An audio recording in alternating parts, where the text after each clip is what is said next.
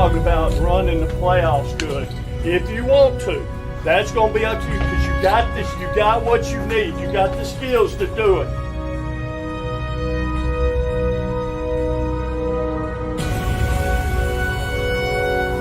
You just got to lock in right now and say, we're fixing to ride this thing, okay? Because you can.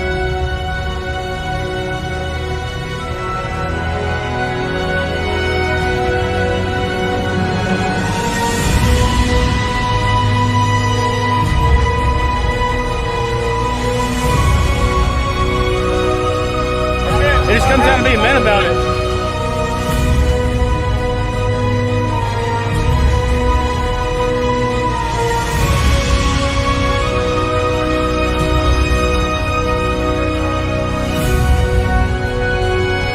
Let's get ready to get on the road. We got to win the trophy.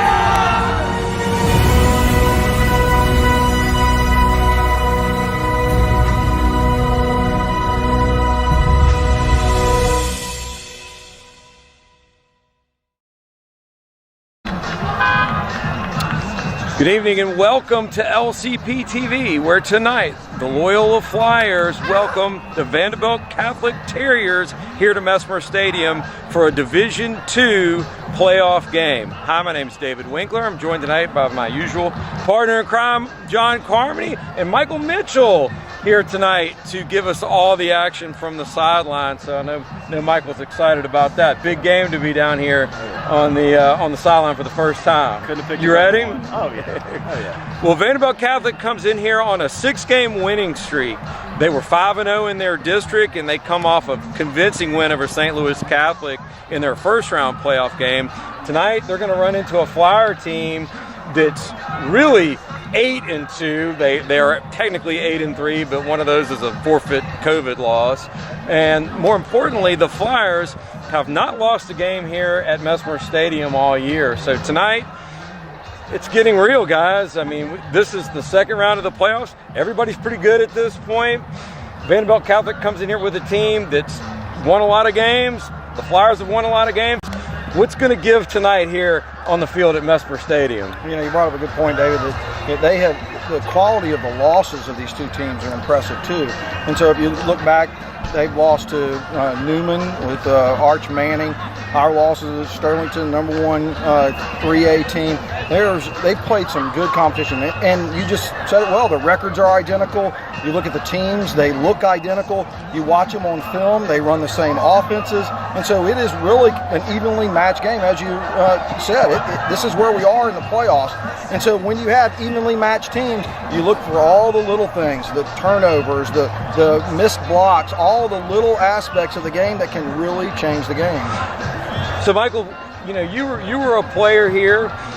Tell us a little bit about, you know, what kind of an advantage it is for the Flyers to be at home tonight. You know, Vandebilt Catholic, they're from Houma. They had to make a very long drive to get up here to play. It's, you know, cold by their standards, probably really cold for them. You know, what kind of an advantage is it for the Flyers tonight to be playing here at home? It's so much more exciting when you put the home blues on and you come out and you see your family and your friends up in the stands. You got the cheerleaders going.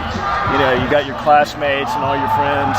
So there's always that extra motivation when you're, you know, as opposed to going on the road and it's just, you know, mom and dad and a few scattered people here and there. So Mesmer's going to be rocking tonight. It's going to be exciting. Coach Green's got his big game winter coat on. Did you notice that? Yeah, it's pretty sweet. Very nice. Pretty sweet. Well, it worked out pretty well for him last week. Oh yeah, it did. It did. And I mean, it's chilly. It feels like a playoff game. I mean, this is what high school football is all about. Well, as you can tell, we're excited to be here. We hope you're excited to watch. We've got a couple of hours of great high school football for you coming right up. We'll be right back. You're watching Flyer Football on LCP TV.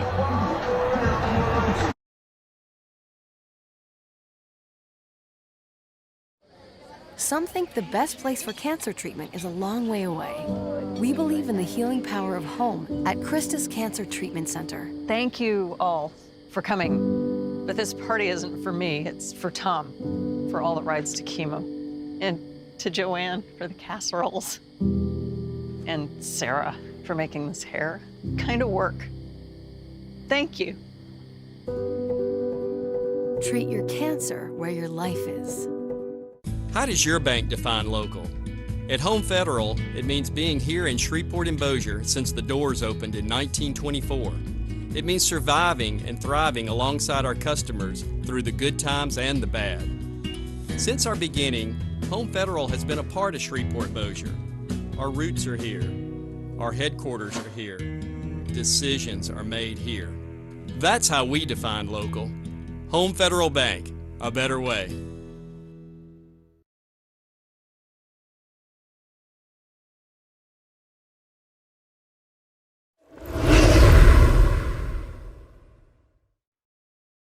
There's no denying the tradition of Loyola Flyer football, but there's one tradition that the program could do without. When Trey Taylor, the number 2 receiver and number 3 career scorer in school history, went down with a broken collarbone on the third play of the final regular season game this year against Mansfield, it added another chapter to what Flyer fans have seen far too often over the years, being without one of the top offensive weapons come playoff time. In 1976, Paul Cordero was on his way to a 1,000-yard rushing season as the Flyers opened the playoffs against Wassman. In fact, there had been hundreds of mini footballs created to throw into the stands once he reached that magical mark. That never happened.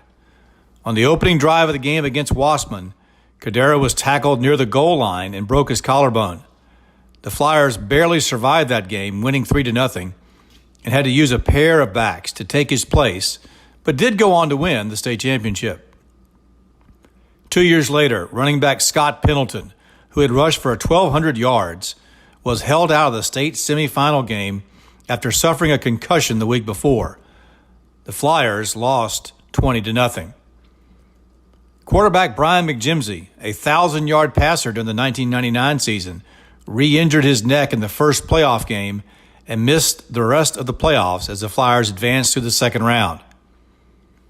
In 2010, running back Austin Mathias was injured on the fourth carry of the game against Booker T. Washington in the 9th week of the season as he was about to close in on another 1,000-yard season. He did not play in the district championship game against North DeSoto. Loyola won 3-0, and tried to come back for the playoffs, but had only 37 yards against Crowley in a blowout loss. The Flyers are trying to complete a perfect regular season in 2016 when record-setting running back Ethan Stansel went down with a knee injury in the second offensive series of the game. Loyola lost the game and a chance at a 10-0 record, but did get a first-round bye in the playoffs. And with that week off, Stansel was able to recover to play, although he didn't start, and he managed to rush for 130 yards and 2 touchdowns. But it wasn't enough as the Flyers lost to University Lab.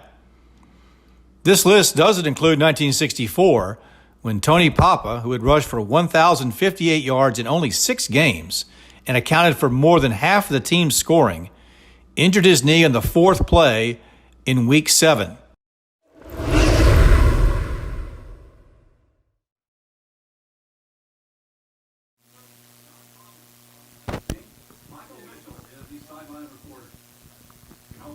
Let's go down to the field where sideline reporter Michael Mitchell got a chance to talk to head coach Mike Green and get his pregame thoughts.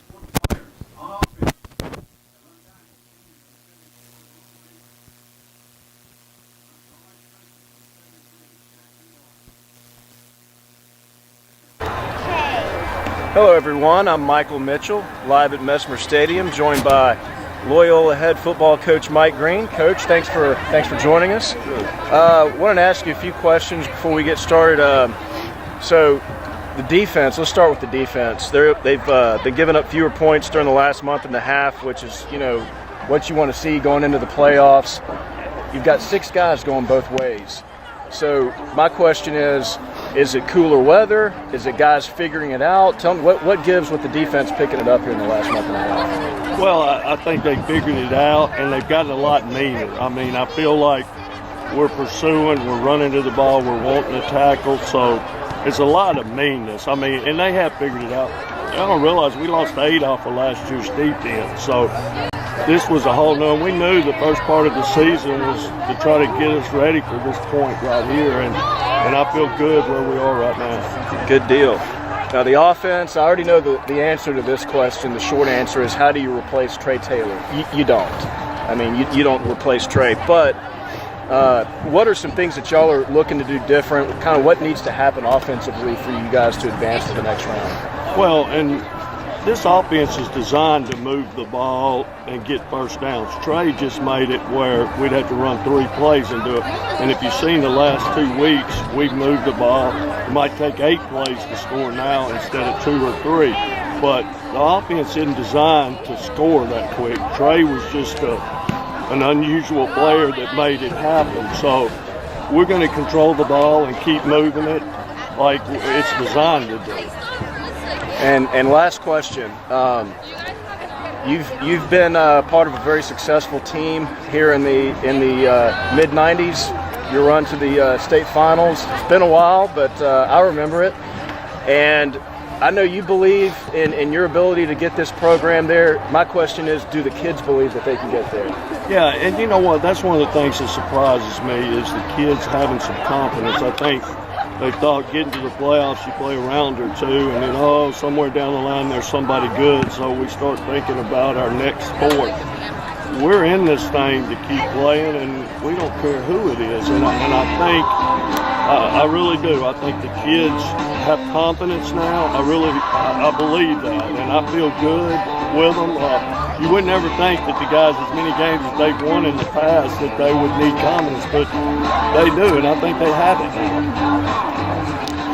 Loyola head coach Mike Green. Coach, thank you for joining us. Right, good luck to you you. tonight. Thank Appreciate you. We'll see you. All right.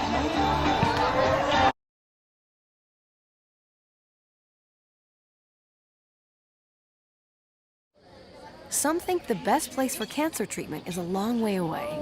We believe in the healing power of home at Christus Cancer Treatment Center. Thank you all for coming. But this party isn't for me, it's for Tom, for all the rides to chemo. And to Joanne for the casseroles. And Sarah for making this hair kind of work. Thank you. Treat your cancer where your life is. How does your bank define local? At Home Federal, it means being here in Shreveport and Bossier since the doors opened in 1924. It means surviving and thriving alongside our customers through the good times and the bad.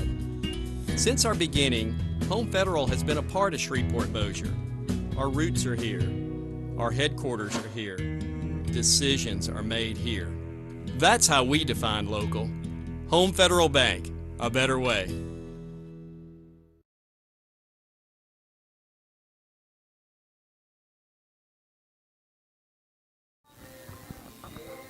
All right, welcome back to Mesmer Stadium. About 15 minutes to kick off.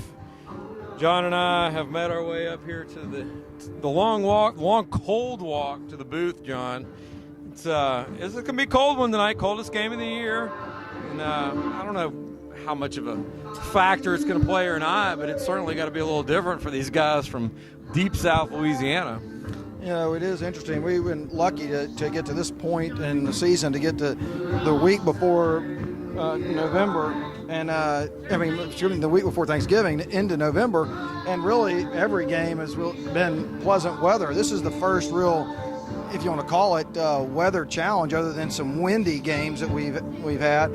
And so it is interesting, cold weather, does kind of show you the mark of your team. And this is the first exposure for the Flyers. And of course, the weather can't be that different. It's only going to be probably warmer down in South Louisiana. So this is probably their first experience with the cold weather as well. Well, just to kind of touch on what we spoke about in the opening, the Terriers come in here at 7-2. They were 5-0 in their district champions. Their head coach is Tommy Minton. Coach Minton has been around the block a few times. He's made 2 appearances in the state championship as a head coach, 10-time district coach of the year. So he's got a lot of accolades to his name. Very successful coach down there in Houma. They're winners of 6 in a row. They average 30 points a game. They give up about 20. Their last game, they beat St. Louis Catholic 35-18, which was the first round of the playoffs. They're going to be led tonight by quarterback Dominic Archula, running back Jalon Coleman. Wide receiver is Diego Archula. Teddy, say it, John. Gavlik, thank you. I'm going to struggle with that all night. You can just bank it. Jean-Luc Lapéry. Loyola comes in winners of 7 straight, averaging 37 points a game. They give up about 25. And most importantly, the Flyers are undefeated here at Mesmer Stadium.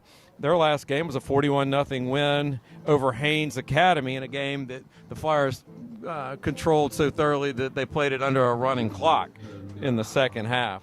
The winner of tonight's game probably will make a trip to, if the Flyers were to win this game, they would end up making a trip probably to ULAB in Baton Rouge, although De La Salle, who ULAB plays tonight, is certainly no slouch and could conceivably pull an upset in that part of the bracket. So there is a possibility, as they say, John, that we could be back here one more time next week with a game that would be for the right to go to the state championship. And it's been quite a while since we've been in that situation. We're going to go over to, let's see, we've got a produced segment for the starting lineups. Only a few changes for the Flyers tonight. Here's a look at the starting lineups.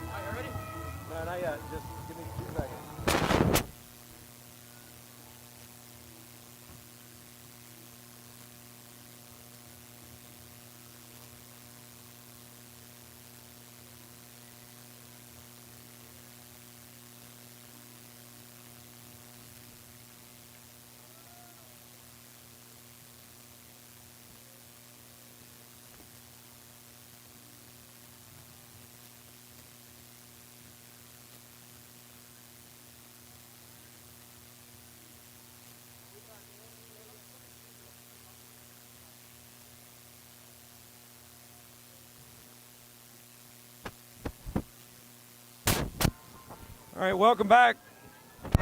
About 9.5 minutes left till we get this one started, John. So the crowd's starting to filter in, and here come the Flyers taking the field. Flyers coached by head coach Mike Green, who has exceeded all expectations, and they were pretty lofty to begin with. I think all of us that know Coach Green and have known him for a long time felt like that he would come in here and do a bang-up job, and I don't think he could have done any better than he's done. Well, and you talk to him, and he'll give the credit, to his coaching staff, and he'll give the credit to the players as well. That's one of the great things about Mike is it's all about people having their responsibilities. And so as he came in the season and he found the players that he wanted to play at certain positions, it was about learning your responsibility. And you see the fruits of the labor as you go along in the season. You know, they're asking some kids to play both ways. They've got a fair number of kids playing both ways, but those kids have risen to that challenge, and that's just the hallmark of a Mike Green team. Before we have our pregame prayer and national anthem, We're going to have the prayer and the national anthem here in just a second. to acknowledge our friends from Vandebilt Catholic. Tonight the Flyers are facing the Terriers from Vandebilt Catholic High School in Houma, Louisiana. We want to take this opportunity to show our support for the students and the faculty and the staff of Vandebilt Catholic High School since Hurricane Ida devastated their city and their school. We know many of their families suffered damage to their homes and were greatly impacted by the destruction. We're proud to host them here at Messmer Stadium tonight. Please join us in welcoming Vandebilt Catholic to Shreveport and Messmer Stadium and showing your support.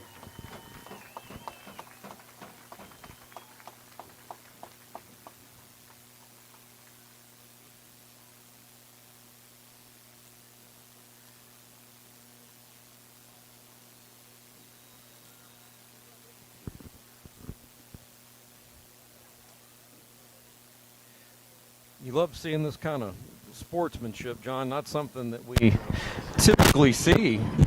And I think Loyola doing a bang-up job right here expressing our support for Vandebilt Catholic and all that they've been through over the last several months.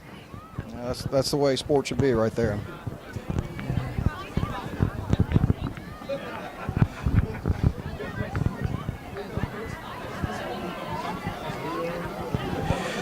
So, John, we hadn't really talked about the specifics yet, so let's talk a little football right here while we have a chance. The Flyers having a pretty much kind of a walkover game in the first round really didn't have to dive very deep into their offensive playbook or really weren't tested that hard, let's say. We really didn't find out what the offense is going to look like without Trey Taylor. We saw players like John Carmody step up into a bigger role. We saw Van Norman absorb a few more opportunities. But tonight it's going to be a different test. We're going to have to put some points on the board. Hold on one second while we listen to the prayer here.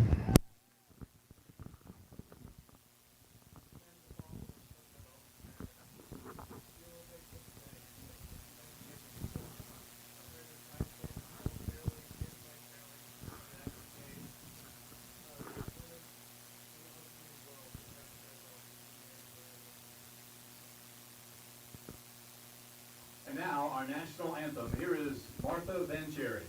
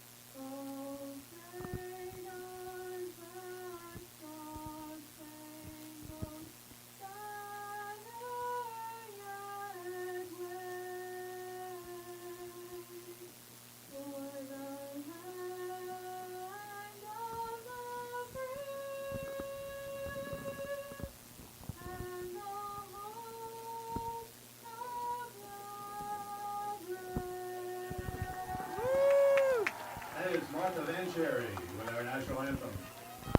Martha Van Cherry with a great rendition of the national anthem, and captains are about to take the field. We're about to get this one started, John. Relative humidity is 45%. The officials tonight are from the Alexandria Association. John, we got some fireworks going off towards the south end zone, timed almost perfectly to the end of the national anthem. Really, did you pay for that? I didn't pay for it, but it is interesting because Parkway High School is playing down the river from us, and I'm not sure if that is fireworks that are that were done for us or for them, but it probably most stadiums are getting a good look at those. Well, if it was meant for us, I think they missed us by about a half a mile. But it worked out perfectly, as you said.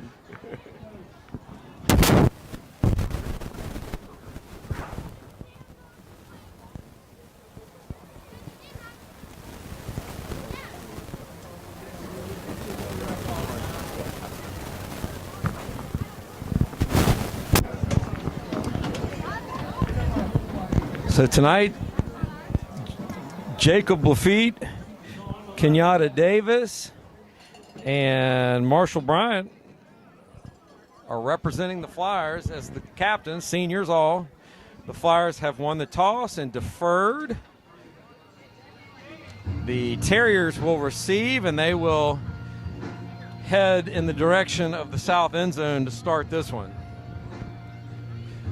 It's 53 degrees, I believe, John, with a wind about 51 degrees. I'm being told by our crack camera weather expert up here in the booth. Wind, well, looks like it's out of the south at about 5 to 7 miles an hour ish, according to my handy dandy flag weather reporting over there. Yeah, and 51 degrees is fine at kickoff, but it is supposed to continue to drop throughout the night. So, again, it'll be interesting to see how that affects the kids. 51 degrees as you start a game, but if you're walking around and running around during a game, as the temperature cools down, at least you've got that warmth of moving around. So Jacob Lafitte will kick it off for the Flyers. Looks like actually they're going to switch ends. Maybe looked like he signaled that they wanted to head towards the south end zone, but I don't know what happened there, John. Evidently, that's not the case. So Alexandria Repping Association, they use different signals in different crews. So the Flyers will defend the north end zone. The wind really shouldn't affect the kick. It's almost in our face. It's almost coming out of the east, really. Rogers and Coleman back deep to receive for the Terriers, and the Division II playoffs are about to get underway with a Lafitte kick that is going to sail to the goal line where it'll be fielded right there, and the Terriers are going to run it through. Looks like Lafitte's going to have to make a play, and he does. Lafitte with a touchdown-saving tackle at the 45-yard line, and that's where the Terriers will have it 1st and 10. And, right before he kicked it, you could see that Coleman is back there. He is there running back, and had 300 yards rushing last week. The Flyers are going to have to elect what they really want to do. They've let Jacob kick off all season, but now they have somebody back there that can really return it.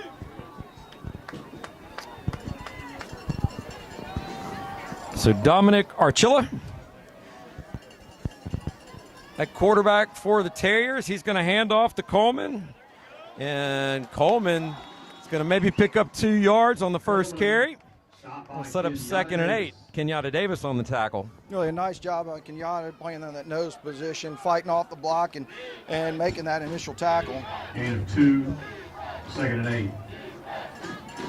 The Terriers are going to present a challenge tonight that many of the teams on the Flyer schedule have not presented. I could think of teams like Huntington and Red River that come to mind that, they're really a balanced offense. You really can't say we're going to take this away or take that away, and, that's all that you have to do. This team can run the ball. They can throw the ball. They're disciplined. You know, this is the second round of the playoffs. Quarterback number You 9, expect the Dominic teams Arsenal.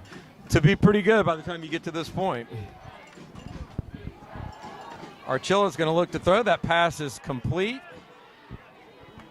Complete to Teddy Gavlik, and Gavlik will be close to a first down at the Flyer 45. Looks like they're going to give it to him. So give him 1st and 10 from there. So they motion Coleman over, and they make the defense think about that. And then they have him come back the other side and fake the handoff, so they're able to run somebody out into the flats. Really a nicely designed play. Trip, 3 wide receivers to the left for the Terriers, and we're going to get a flag.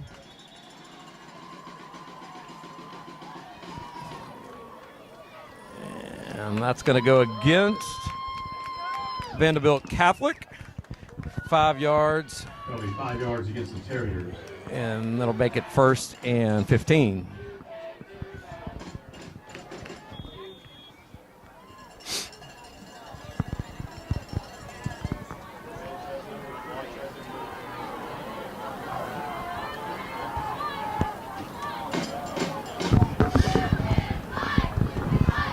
Handoff goes to Coleman. Coleman gets it back to the original line of scrimmage. And that's where he'll be stopped after a 5-yard gain. Coleman. And that'll set up a 2nd and 10 now. Tackled by Cooper. But you can see how quick Coleman Cooper is getting to that hole, and it really is going to take a really strong linebacker play by Cooper DeFada and Jude Gayton to shut him down.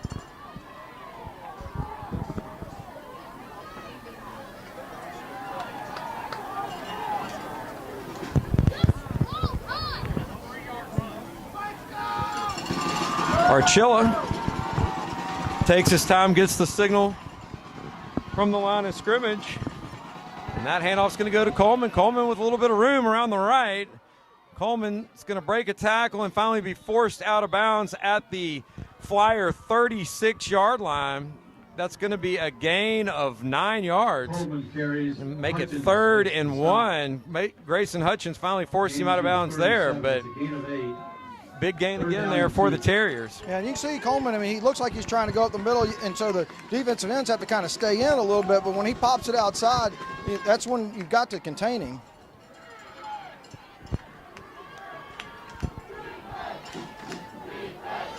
Coleman again on the carry. Coleman met right at the line to gain. He'll lean forward for another yard, and that's definitely going to be a first down again there for Vandebilt Catholic. And the Terriers have a pretty good drive going here on their first possession. 1st and 10. 9:14 left here in the first quarter. David Winkler, John Carmody, Michael Mitchell on the sideline. Division II playoffs, 2nd round action here from Messmer Stadium. Archillo to throw over the middle, and that pass is intercepted! Intercepted at the 19-yard line. That was Grayson Hutchins on the interception. So first big break of the game goes to the Flyers, John. We talked about this at the beginning of the telecast, so this is what might separate these teams is the turnover. But I want to take a second to really comment on Coach McDonald right there and Reagan Coyle. He sent Reagan Coyle on a safety blitz, and Reagan got there quickly and forced an early throw. Really a very nice job by Reagan Coyle.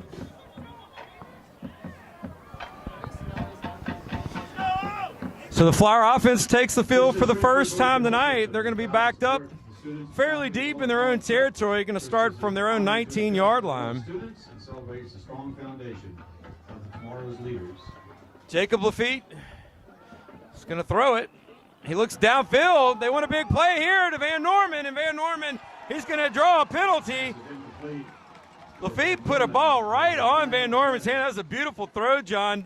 Van Norman couldn't come down with it, but he draws the pass interference, and that's going to give the Flyers a first down one way or another. Yeah, I mean, it was, as you said, it was a really nice throw, and you could tell that the Flyers have looked at the film, and they're going to say, okay, we're going to have to challenge downfield. They've watched this on film, so we're going to try to do something a little bit different. And so really a nice play design right there by Coach Sella, and I really like the way they're starting the game out. So after the 15-yard penalty, it'll be 1st and 10 from their own 34 for the Flyers.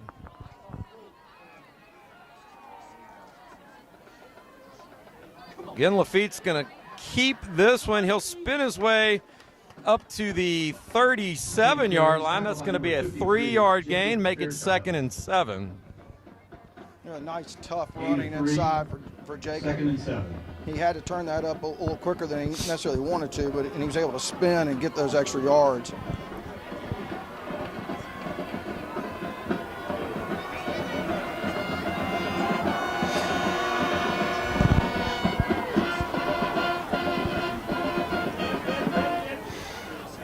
Lafitte throws to Van Norman, who catches it at the 35 and gets it up to the 41.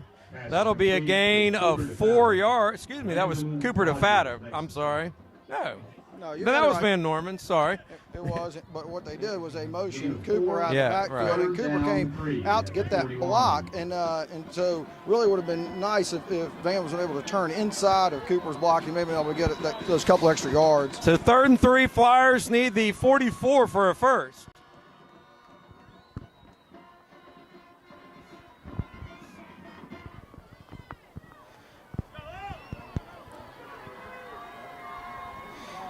Again, Lafitte under pressure is able to get out of that one. Lafitte using his legs, and he'll dance out of bounds at the 48-yard line. That's going to be good enough for a first down. You know, that is just a remarkable play by Jacob Lafitte. Initially a pass play, he felt the pressure and he was able to avoid the rush, and then knows that once he has that, he has got to get 4 or 5 yards. And really, you know, those are the kind of drive-saving plays. 7 yards on the game for Lafitte. Lafitte to throw again. He's got Van Norman. Van Norman across the 40. He breaks a tackle, and he'll finally be brought down at the 30-yard line. Excuse me, they're going to call it the 31. That's going to be a 21-yard gain from Lafitte to Van Norman, and another Flyer first down. Really a nicely designed play. It's one that really the Flyers haven't, I don't remember them using. I really like Coach Sulla using that in a really nice lead block out there by Grayson Hutchins. Cooper DeFatta is going to take the handoff. He's got a big hole. DeFatta rumbles his way all the way down to the 17-yard line, and that's going to be good enough for another Flyer first down. It's like about 13 yards on the carry. And what can you say about the hole that the offensive line just opened up right there? Really a nice job, and to get downfield and to catch the second level. Carmody pitch back, little trickeration to Lafitte. Touchdown Flyers! It's the Flyer special, John. I mean, again, it's another play that you haven't seen the Flyers run all season. You really have to give it to Coach Sulla on that opening drive. There are some things we have not seen, and there's a play, I don't know how many times, hopefully they ran it enough in practice to feel comfortable doing it, but really a nice throw by Cooper DeFatta to Jacob. I tell you what, you know, that's a great weapon to have when your backup quarterback is your running back in that situation. DeFatta put a beautiful pass right on Lafitte for the Flyer touchdown, and the Lafitte extra point attempt is up and good. So your score, 7:24 left here in the first quarter. Flyers 7, Terriers nothing. We'll be right back. You're watching Flyer football on LCP TV. Some think the best place for cancer treatment is a long way away. We believe in the healing power of home at Christus Cancer Treatment Center. Thank you all for coming. But this party isn't for me, it's for Tom, for all the rides to chemo. And to Joanne for the casseroles. And Sarah for making this hair kind of work. Thank you. Treat your cancer where your life is.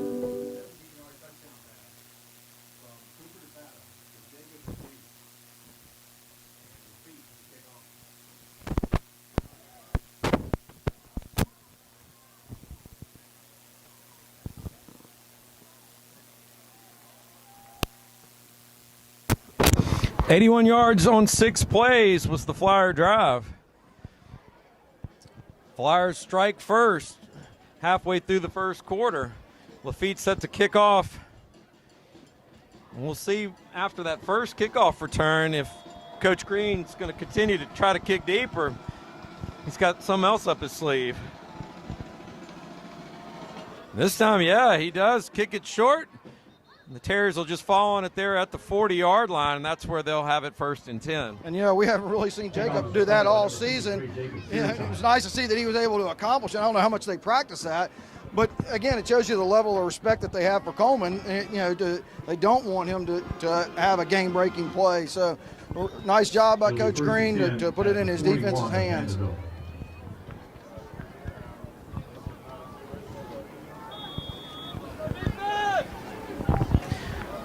So the Terriers take the field for their second possession of the night.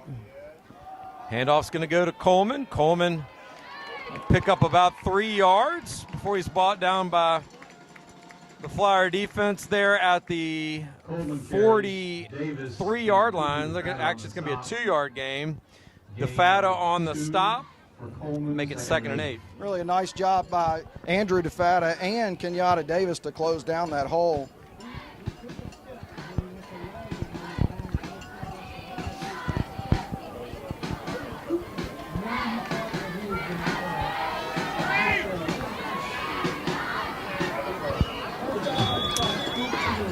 Pass is complete to Archilla to Archilla. Right there, John. The Archilla connection, good enough for a Terrier 1st down. And this is what we've seen of the Vandebilt on tape. They can do just about anything. They can throw the ball deep. They throw a lot of little flat routes. They use the running back, so their offense can just about do anything. This time Coleman's going to take the handoff, and Coleman's got a big hole. Got some nifty footwork there, and he'll pick up 12 yards on the carry and a Terrier 1st down. Those little, inside trap plays, they've had a lot of success with that play. It's kind of starts out with a delay, but it's allowed to get the linemen downfield and get those blocks, and they do it very well.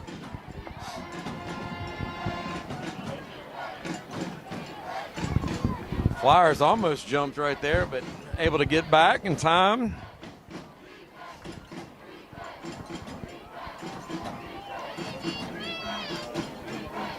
Coleman again on the carry. Coleman crossed the 30 down to the 28. I think the ball came out. Let's see what the official says. No signal yet. Looks like the Terriers are going to keep this one, so they avoided what would have been another big turnover here in the 1st quarter. They fall on it, and it'll end up being an 8-yard gain on the play and set up a 2nd and 2. And that's the pressure that Coleman puts on defenses. I mean, your strong safeties have to maintain their position, and right there he's able to get outside of them. And so, this is a tough matchup. He's a very shifty runner.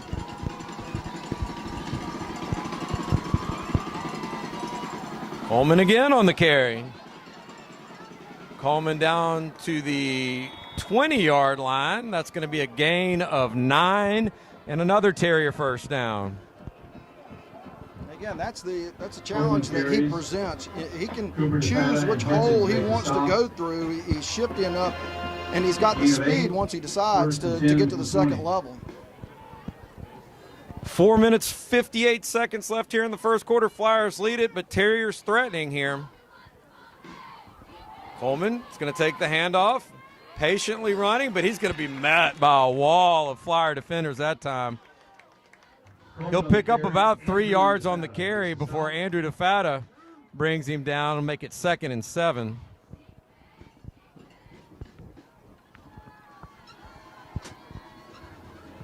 Gain of 3, 2nd and 7 from the 17.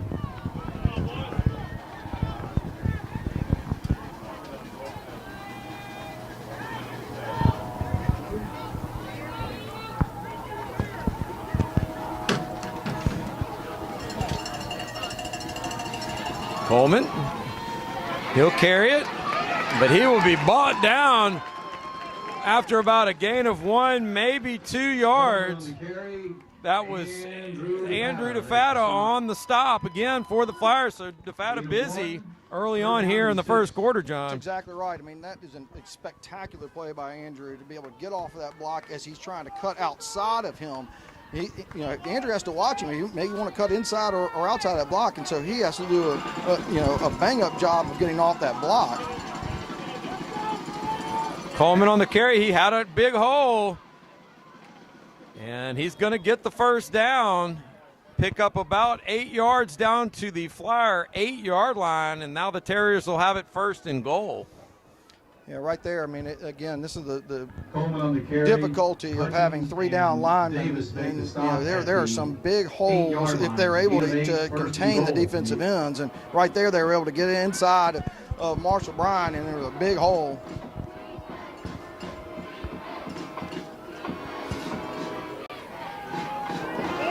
Coleman maybe picks up about 4 yards down to the, looks like they're going to mark him at the 4-yard line. So 4-yard gain, make it second and goal. So here's Vanderbilt going to change their package here, and so this is where they do a lot of quarterback leads. They've taken out Archilla and taken out Coleman.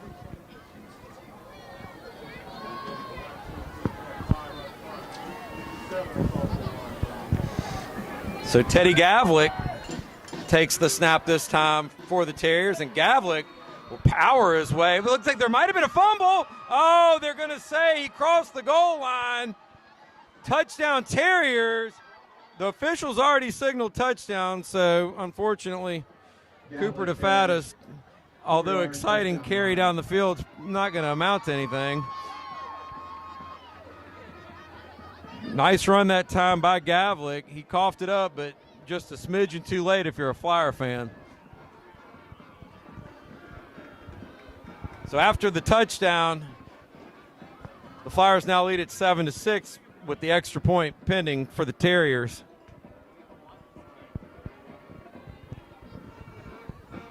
Sadly, Cooper DeFatis just got a 200-yard run in there.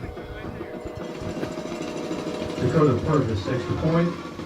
So the extra point is good by Purvis. And that'll tie it up here with 2 minutes, 35 seconds left here in the first quarter. We'll be right back.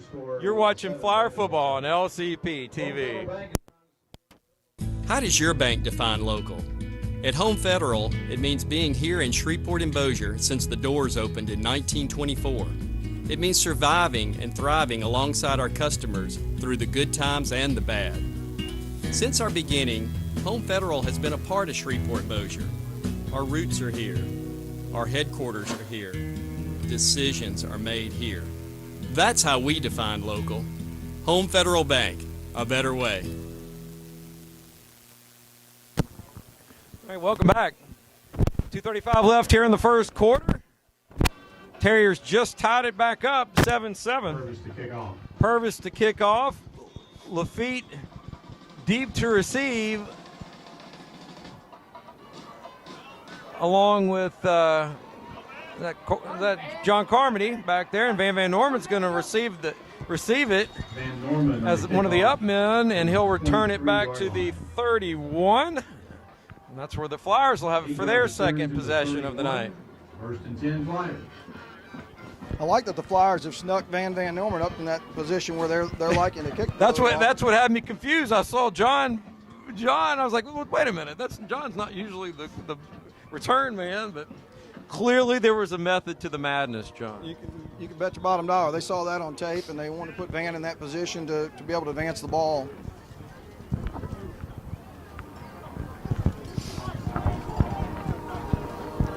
All right, so the Flyers, who had a bit of a pass-happy first possession, are going to start this one with a handoff to Wall, and Wall's going to maybe pick up 2 yards on that carry, make it 2nd and 8. Gain of 2, 2nd and 8. Early on in this game, you can really, see that this is going to be a battle of the trenches, and both teams.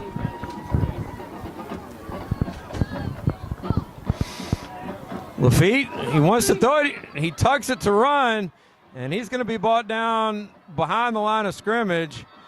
They're going to say forward progress is up at the 32, so he'll only lose maybe a yard on the play. Lafitte sack on the play.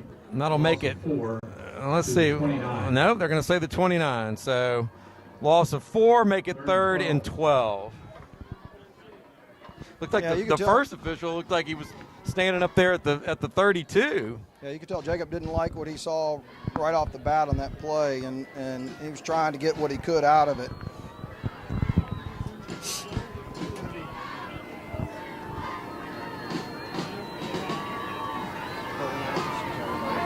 Feet under pressure again. He throws back. Complete. Let's see. Was that Hutchins? I believe that was Grayson Hutchins on the reception. But that's going to be well short of a first down, and the Flyer punting unit will come onto the field. Yards to the 36. 4th down and 5. So the Flyers' second possession of the night doesn't go nearly as well as the first one, John. Yeah, I mean, and this is kind of what we talked about in this in the telecast. These are two good teams, and so the Flyers' defense is going to have to start matching what the Vanderbilt offense is doing.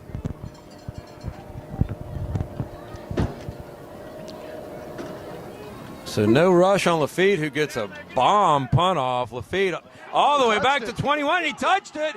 He's able to recover it at the 4. But the Flyers special teams does a great job and will bring him down at the 7-yard line of the Terriers. So great job not only by Lafitte, but the coverage unit to get down there and make the play. So the special teams unit does their job. Let's see if the Flyer defense can follow suit. As you said, I mean, that was a bomb that Jacob just kicked, and the Flyers needed something because that offensive possession did not go their way, and defensively, they have been giving up big drives. So it looks like we'll have probably one play here before the end of the first quarter. Archilla is going to hand off to Coleman, and Coleman will be tackled at the 18-yard line. Great job that time by Kenyatta Davis. Coleman on the carry. And that'll end the first quarter. So your score here in Mesmer Stadium, Loyola 7, Vandebilt Catholic 7. We're going to go to Michael Mitchell on the sideline for a report. Hello, everyone. Great game so far. The Flyers got off to a strong start with the timely Grayson Hutchins interception, followed by an exciting trick play. Cooper DeFatta passed to Jacob Lafitte to get the Flyers on the board early. Vandebilt marched back down the field on their next possession to tie it up. Back to you guys. Thank you, Michael. So as the teams switch ends here, John, what do you think Coach Green's saying to his troops as they make the walk down to the other end? I mean, it is the nature of football. You got to get off blocks to make plays, and it's tough. And you can see Kenyatta Davis, you can see Andrew DeFatta who made a lot of tackles, and that is a lot to ask for out of a three-man front.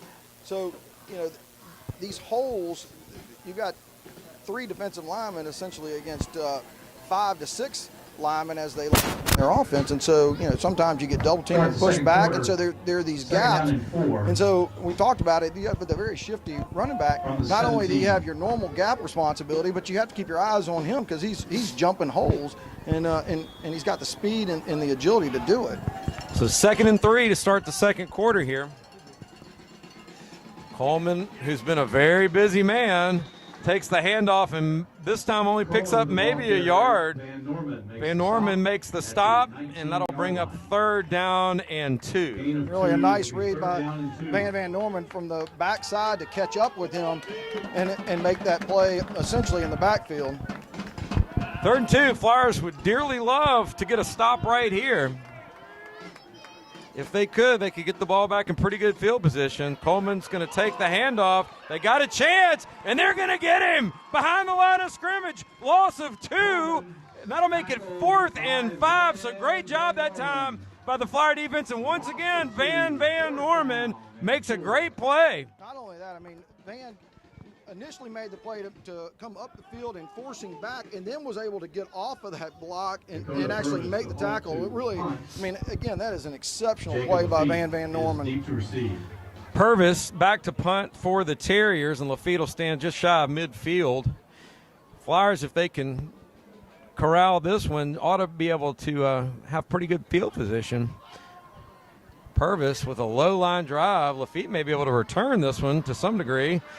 Great coverage that time by the Terriers, and he'll run out of bounds at the 46, but still pretty good field position for the Flyers, where they'll have it there 1st and 10. To the 39 of Loyola. Yeah, I mean, what else can you say about Jacob Lafitte? Now, we've seen him catch a pass in this game. I mean, we've seen him score every which way, and now we're seeing him, field punt. So just about everything that there can be done on the football field this season, Jacob Lafitte has done.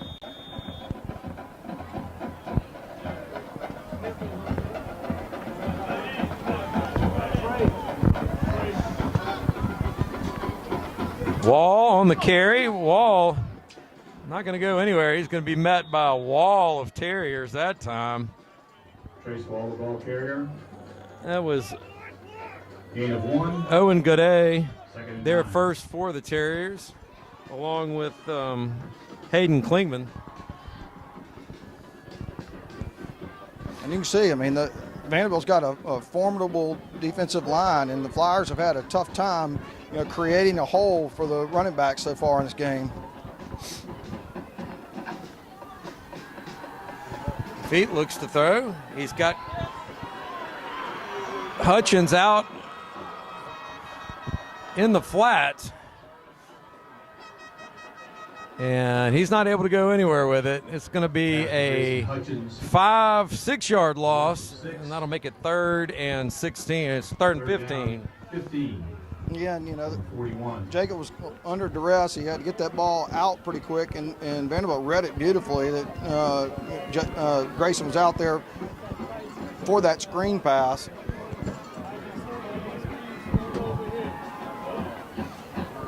Feet's got time this time. He throws it up for Van Norman, but it's well over his head, and that'll bring up 4th down. Pass incomplete, intended for Van Norman. So 2 straight possessions for the Flyers, John, 3 and out. I know Coach Green can't be very happy about that. No, but I mean, right there, you're in essentially a 3rd and 15 situation. You had one-on-one coverage out there. I don't know that Van and Jacob were exactly on the same page, but you did have one-on-one coverage out there, and we saw a pass interference on the first series, and so I don't mind the play call at all. Last time Lafitte punted, he hit a bomb, and he hits another one right here. High kick, and it forces the fair catch at the 18-yard line, and the Terriers will start right there, 1st and 10. But, I mean, the Flyers had a scoring possession that took a minute and a half, and then they've had 2 other possessions that they really didn't go anywhere, so the offense has spent very little time out on the football field, and therefore the Vanderbilt defense has only spent a little bit of time there. The Flyers really got to kind of put something together, kind of move it down the field, and work that defense over a little bit. Looks like we've got a timeout. I believe the Coach Green called that one, if I'm not mistaken, John. So comparatively speaking, the Flyer defense has been on the field, like you said, much longer than the Flyer offense, and a couple of things seem to be standing out early.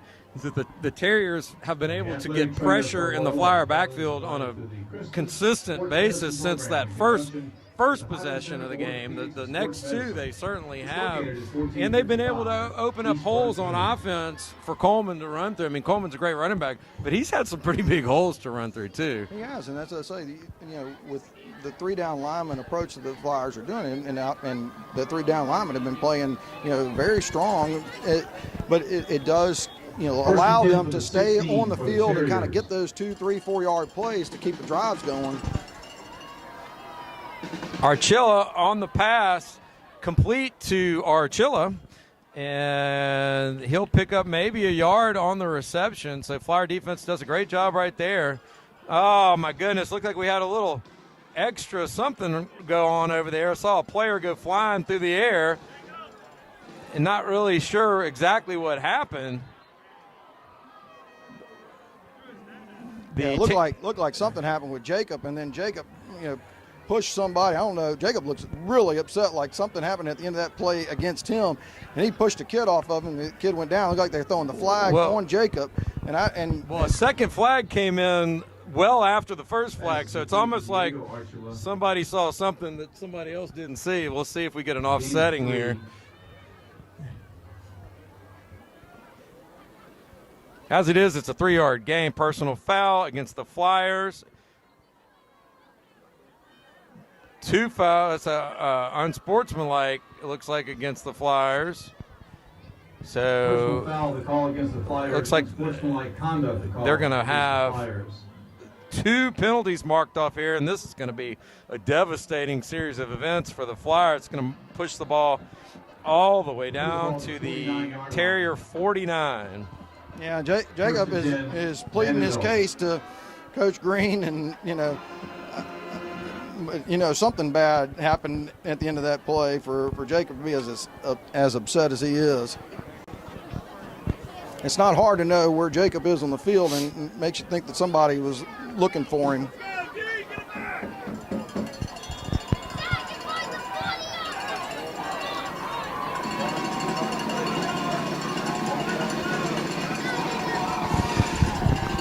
So first down, Terriers, just shy of midfield. 8:41 left here in the first half. 7-7's your score. Coleman on the handoff. Got a little room around the right side. He'll be forced out of bounds at the 43-yard line. It's going to be a gain of 8 before Grayson Hutchins finally pushes him out. I mean, that shows you Coleman's speed right there. I mean, the Flyers really played that pretty well. And he was able to get all the way to the sideline and get 8 yards out of that. So, I mean, that is something that, that's pure talent, getting you that far.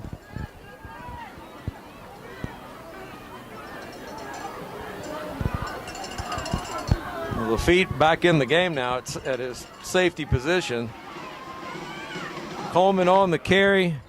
Looked like Reagan Coyle got in there and got a hand on him as he was going through the hole and was able to slow him down a little bit. It'll be a pickup of about 4, which will be good enough for a first down, though, at the 39. But you can see, I mean, Vanderbilt Catholic saw the 4-man front when Jacob was out. They came outside. They immediately see Jacob come back in. A 3-man front, they're going back inside. So, I mean, they're paying attention to what's going on. And, Coleman knows where to go with the ball. Coleman, nice hold. He'll make it down to the 41-yard line. That'll be a 3-yard gain before Davis and Coyle get there. Make it 2nd and 7. 2nd and 7.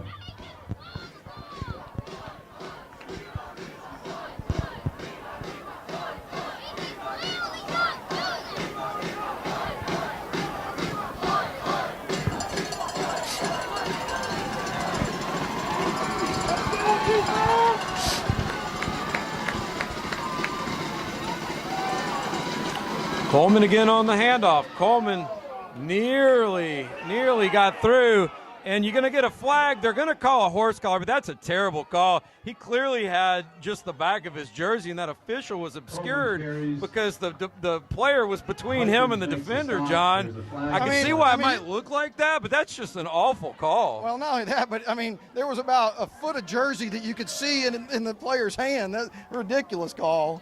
Maybe they're picking it up. It looks like they picked it up. No, they're not picking it up. No, they are not. Just an absolutely blown call by the official right there. It's going to move it down to the Flyer 12-yard line. Terriers will have it there, 1st and 10. They can pick up a first down at the 2.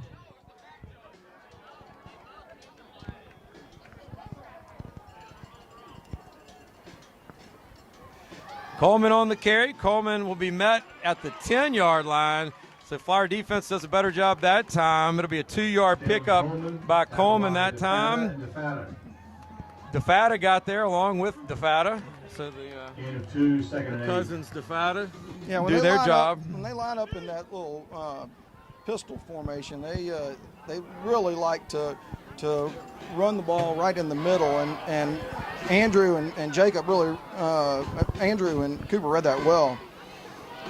First carry of the night this time goes to Cameron Harris, and Harris will get down to the 5-yard line. So finally, looks like Coleman needed a little bit of a break there. I don't know how many carries he's had in the first half. We'll effort that one for you, but it's several. Again, Harris on the carry. Harris is going to power his way down to the looks like the right shy of the 2. It could be good enough for a first down. It's going to be awfully close. 6 minutes and 1 second left here in the first half. Tie score, but the Terriers are threatening. So they're going to say first and goal. First and goal from the 2 for the Terriers. Rule of first down, first and goal at the 2. Here comes that same package we saw earlier in the first quarter, John, where it looks like Gavlik takes over at quarterback. And we're going to get a flag from the back judge. I'm not sure what that's about. Oh, wait a minute. Looks like he called no flag. It's a timeout. Timeout for Vandebilt Catholic. So it looks like maybe they were approaching too many men on the field. And they called a timeout to save it. Couldn't quite tell what happened there. Yeah, it looks like Mike's having a discussion with the head judge. So. And I think Coach Green's probably still a little bit upset about that totally bogus horse collar call earlier in this possession. Yeah, but you got to shake that stuff off, and you got to you got to keep playing it. You could easily have one that goes in your favor down the road. So I mean, the Flyers have just got to get out here and you can see what they're doing. They're running it between the tackles, and so and in this formation, this is what they like to do is just kind of lead it up in there. So that you've got to know where your position is, and again, I mean, you got to really be expecting, be coming upfield pretty quick. So first and goal. Gavlik's going to keep it, and Gavlik, wow, great job by Gavlik that time, John. He just wouldn't go down, and he scores for the Terriers. 2-yard run by Gavlik, and the Terriers now have a 13-7 lead with 5:21 left here in the first half. I mean, he wanted to go inside, but he was able to spin out of 2 different tackles as he went down the goal line to be able to get in. You can see why they like to use him down there in that area. He's a powerful runner. Purvis to attempt the extra point. And the kick is up, and it is good. Extra point is good. So 5:21 left here, and the Flyers for the first time tonight find themselves trailing by 7, 14-7, but plenty of time left here in the half to put some points on the board themselves, but the offense is going to have to get something going for that to happen, John. Well, and you're going to receive the ball at the start of the second half, and so this last 5 minutes becomes really important. If you can establish a drive and get some points on the board, and it doesn't even have to be a touchdown, even if you can get a field goal, then you at least put yourself in a position to come out in the second half and get the lead. So, but if the Flyers stall like they have the last couple of possessions, you're leaving them with plenty of time to come down the field as well.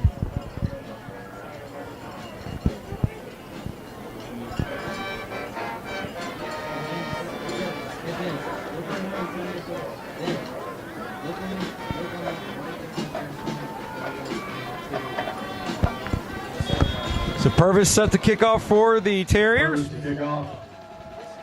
Carmody and Lafitte back deep. And this one will be fielded at the 31-yard line, and that was Cooper DeFata. He'll go down right about there, and that's where Lafitte and the rest of the offense will take over with 5:15 left in the first half.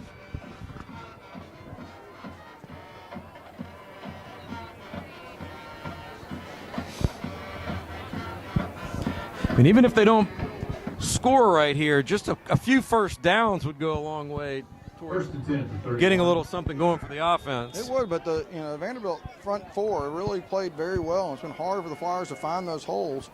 But they're certainly going to have an answer for the pressure. That was a good answer. Lafitte to Van Norman. Van Norman finally forced out of bounds at the 41-yard line. Great pickup that time of 38 yards for the Flyers.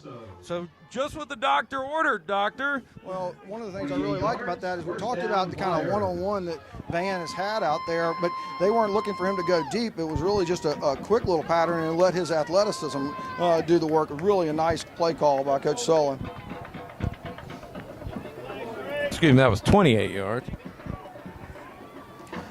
Wall on the handoff. He's got blockers out in front. Wall breaks a couple of tackles, and he'll cross the 30-yard or down to the 30-yard line. That's an 11-yard gain and a Flyer first down. Really nicely designed play right there. He had, as you said, he had blockers out in front of him. All he needed was really one last block, and I think Trace would have gone to the house. So the Flyer offense with two nice plays here to start this possession.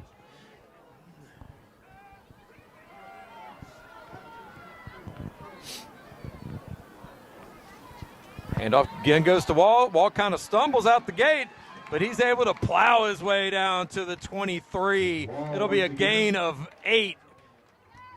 Make it 2nd and 2. Really a nice run by Trace right there. He able to kind of cut inside off of the initial tackler and able to go upfield and get those yards. Excuse me, that was a gain of 7, so it's 2nd and 3. 4 minutes, 18 seconds left here in the first half. Flyers trying to tie this one back up. Lafitte rolls right. He's just going to tuck this one and run. Awkwardly tackled. You never like to see your quarterback get twisted around like that on the tackle, and he'll make it awfully close to the line of scrimmage. They're actually going to say he lost a yard on the carry. They'll make it 3rd and 4. Loss of 1. Yeah, that was again, that's a play I don't think that I've seen in the Flyers playbook. That was a run all the way for Jacob, and generally don't see that. I think that they were trying to see if Vanderbilt was expecting that.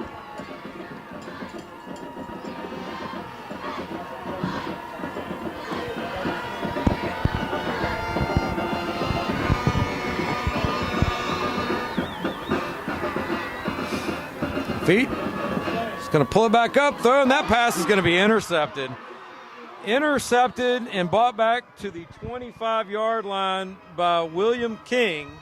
And the Terriers pick up their first turnover of the night, and they'll have it with 3:18 left with 75 yards to go before halftime.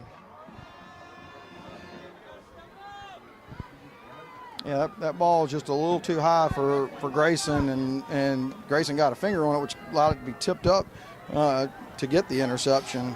Yeah, it looked like the throw was almost like it slipped out of his hand a little bit. It was very awkward coming out of Lafitte's hand. So 3:18 left. Flyer defense needs to do their job here. Archilla hands off to Coleman. Coleman, very patient runner. Coleman, who didn't have anything in the original hole, just danced it outside and picked up 11 yards. That'll be good for a Terrier first down. Great run that time by Coleman, John. It is, and that's what we're talking about. That's not where the hole initially was, but he is so good at going from one hole to the other and bouncing things outside. And the Flyers were expecting him to be tackled inside, and they lost outside containment. 1st and 10 Terriers. 3:06 left in the first half. Again, the handoff to Coleman. Coleman will be stopped at the 44. It'll be a 9-yard gain, make it 2nd and 1. DeFata on the tackle. Sounds like a law firm, John.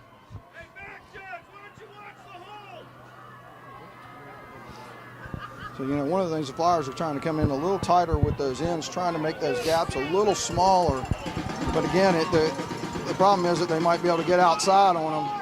Archilla looked like he wanted to throw it, but he hands off to Coleman. Coleman will get it very near the line to gain at the 46. And no word yet from the officials. Looks like they're going to say first down. At the 46. They're going to say first down, even though 2-yard gain and a first down. interestingly enough, it looked to me like the marker was dead on the 46, but the ball was marked clearly behind the 46. I'm not quite sure how that was such an obvious first down, but obviously I'm not an official. You're not. We'll leave it as it is.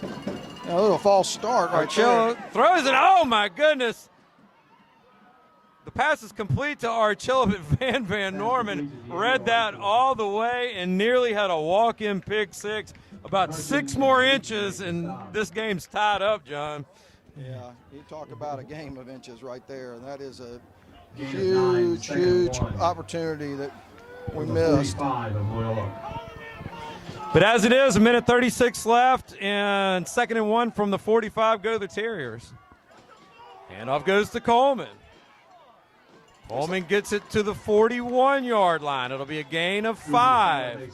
That's the second time. Looks like that they've come out of their stances a little quick, but I don't know why they don't see that. Coleman's going to take a seat here real quick. Guys got to be getting tired. They've just run the tires off Coleman so far in the first half. Carries in this first half. And Archilla's going to throw.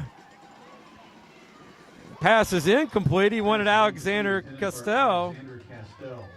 Make it 2nd down and 10. 1:12 left here in the first half. 7-point lead for the Terriers, and they want more here before the end of the half. Yeah, it's interesting that they've gone to the passing at this point when they were having such success running the football. Well, you just wonder if Coleman's gassed. I mean, that last run, didn't look quite as explosive as the first couple of the possession. Archilla looks downfield, and that pass is incomplete. Again, for Castell had to go down to get it, so he's down right there when his knee touched at the 29. It'll be a 12-yard gain and another Terrier first down. Again, you can see the Flyers are coming. They realize it's a passing down, and they're going to try to pressure him. Really did a nice job of standing in the pocket and delivering the football.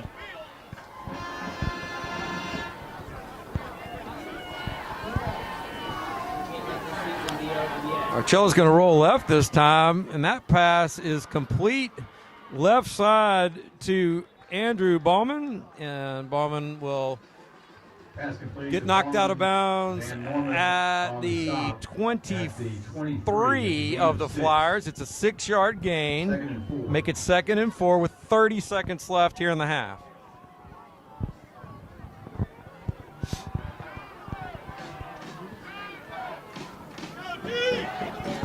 Archilla back to pass again. He's under pressure this time. He's able to escape, and that pass is sails high, incomplete. He wanted Diego Archilla. 15 seconds left here in the first half. And that'll make it 3rd down and 4. Yeah, it looked like the Flyers are going to rush 3 right there. Andrew had a chance to catch a quarterback in the backfield. He was just able to escape. Coleman returns back to the game now.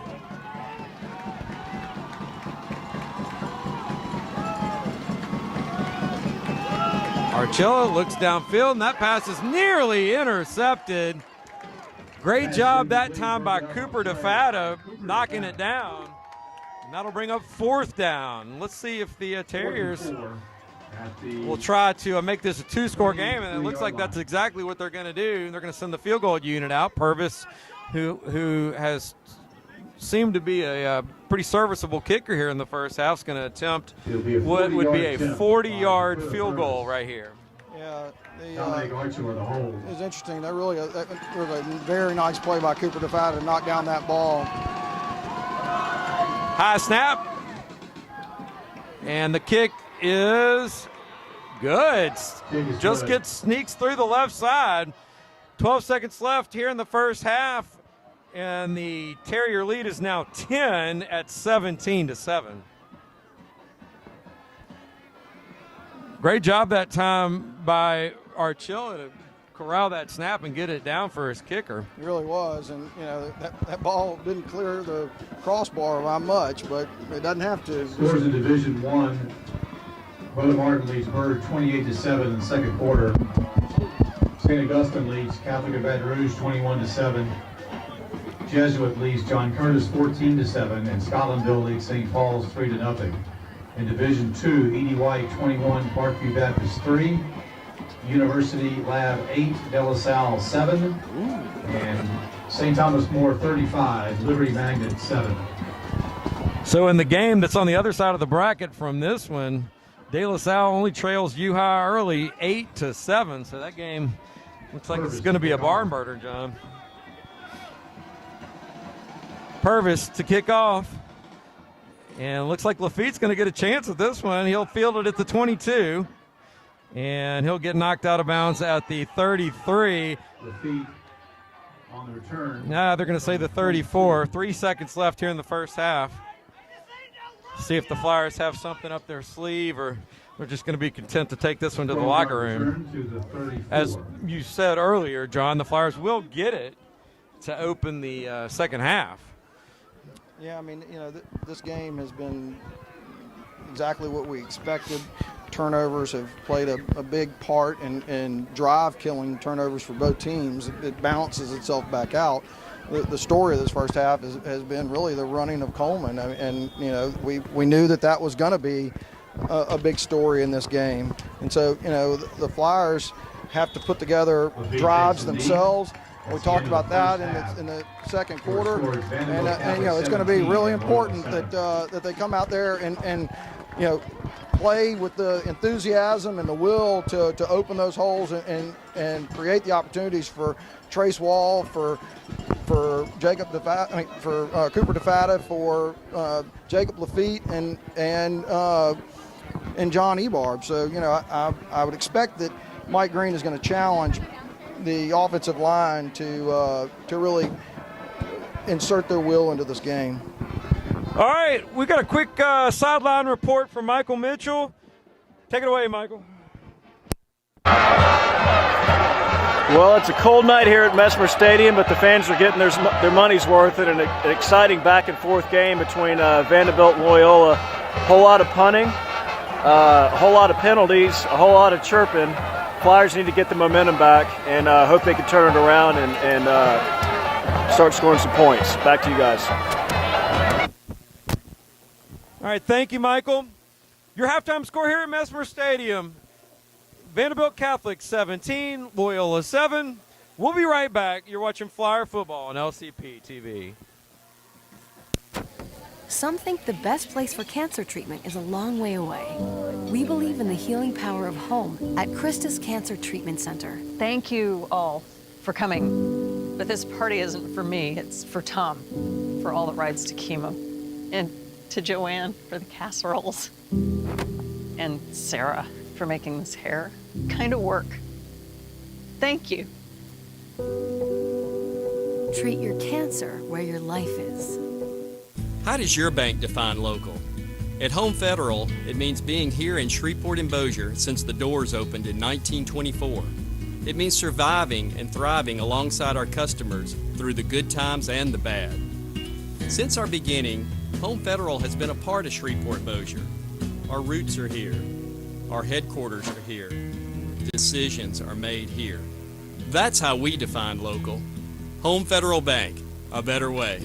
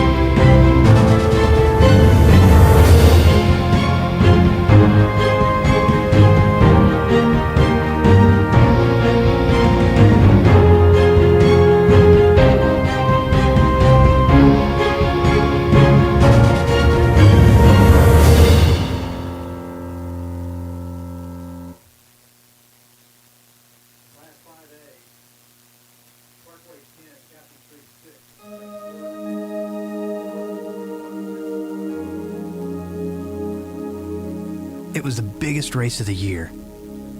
And no matter what, I was gonna win.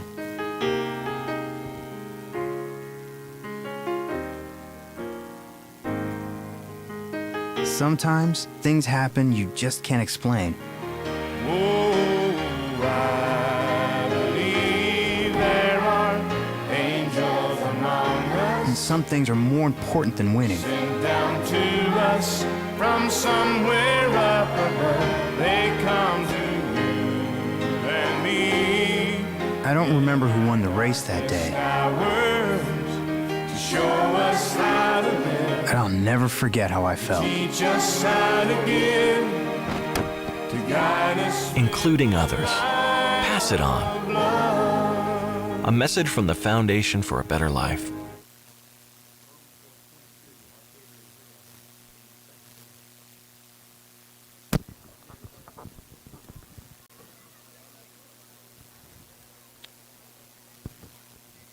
Welcome back to Mesmer Stadium. Michael Mitchell caught up with Coach Green right before he went to the locker room at halftime.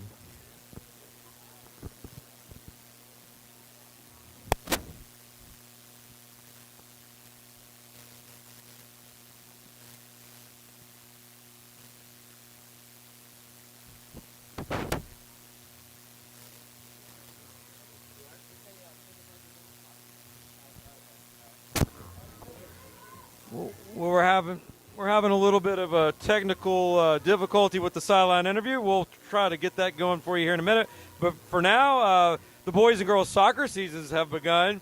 Here's a look at what Coach Mark Matlock had to say in this edition of Coach Speak.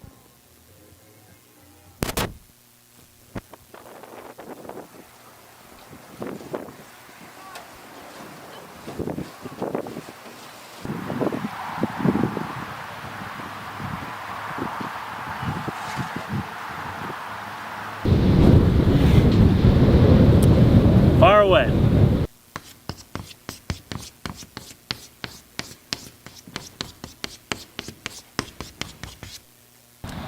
Yeah, every year when we come in, there's always a lot of excitement around the program, both the boys and the girls programs here. We have a lot of tradition, a lot of success that we've had on both sides with the boys and girls. So, you know, what we have every year, we say, how are we going to replace the players that have graduated? But, you know, every year new players, younger players step up, and so, you know, we're getting into the preparation phase of getting ready for the season, starting games, and I'm excited. You know, it makes a big difference when your players here are playing year-round. So you're really only going to be as successful as, you know, the work that your players are doing preseason and out of the high school season. So it's really important to have players that are playing year-round, that are getting quality competition and training throughout the year. It's very difficult when you go play those top South Louisiana teams to just come in with players that are only playing in high school. So that makes a huge difference in our program. It's been great to have so many wonderfully talented players that spend a lot of time and put a lot of effort into their training before they ever step foot on the field for us. Yeah, challenging. It's definitely been challenging starting the season with two teams now instead of one. You know, just working on the logistical things, and of course, with the great success our football team has had, you know, we're trying to share space and find times to train. So I am traditionally not a good delegator, which means I like to be involved in every step of the process. So, you know, we're training from 5 till almost 8:30 at night, pretty much every night with the boys and girls. So while it's been a challenge, it's also been really fun and exciting to work with both groups. So I've really gotten to know the boys well over the last couple weeks as we enter into the season. And I'm excited for them to have a great year, and same thing for the girls. So we set very high expectations here, and this year is no different. You know, I think one of the main differences with boys and girls is the girls will try to apply what you are trying to teach them more. So they want to do well for you. They're people pleasers. They want to play hard for you. The boys, they also want to play hard for you, but they're more of, hey coach, I got this. You can save the speeches for later. So it's been a little different in terms of the style and the approach, but I've enjoyed both. The guys can do some things the girls struggle with physically, but the girls, I think, are smarter. Sorry, guys. It's helpful that I have 5 children, and I have 4 girls, and I do have a boy. So from a parent standpoint, I've had a lot of experience in terms of how to deal with both. So it is a bit of a switch flip when you go between the two. The girls, you have to sometimes worry about the confidence a little more than the guys. So it's a similar approach, but it can be different. And it's different with every player. So there are definitely players that you have to get in their face and challenge them, and they respond well to that. And then there's players where you need to really build their confidence. And if you come across the wrong way, it's an uphill battle the rest of the season trying to get their confidence back up. You know, I'm invested in the school and the program, and when Coach Trey came to me with the idea of taking over the boys, I was a little skeptical at first, just given my schedule and the number of things that I have going on, but he, you know, made a good pitch in terms of wanting to keep some continuity with someone that the kids knew and that had been around the program, with him staying on in his assistant. So I was excited to do it once I worked through how I was going to do it. And I guess I'm not very good at saying no, but ultimately I wanted to keep the boys program in a good place with the hopes that Coach Trey can make a return and keep coaching. Yeah, I think I knew most of the boys that were here, but we did have a large graduating class last year with a lot of talented players that had moved on. So our roster is fairly small this year. We did get some new players that came out to help us, which has been great. We went from starting with 14 players to 22. So the roster has strengthened a little bit, but within that group we have a lot of experience and inexperience at the same time in the same group. So it's taken me a little bit to get to know them, but we have a good core of players that are experienced and some good senior leadership that'll carry us through. You know, the schedule, I look back to the last 10 years and being in 6 finals, and the one consistent thing that I come back to the year that we were able to win the state championship was we played the most difficult schedule that we've ever played since I've been here. So the approach this year was very similar. I want us to be tested. I want to play the best. So when we get to the playoffs, we will have seen everything. So that starts with this weekend. We were fortunate enough to have top teams from around the state coming up here. So we will have a state championship rematch with ULAB, play the defending Division I state champion in Mount Carmel, and then North Shore, who was the Division I state champion last year, who's also a top 5 team. So to say that we'll find out a little bit about ourselves this weekend might be the understatement of the year. You know, I want us to take the things that we're doing in training and apply them to the games.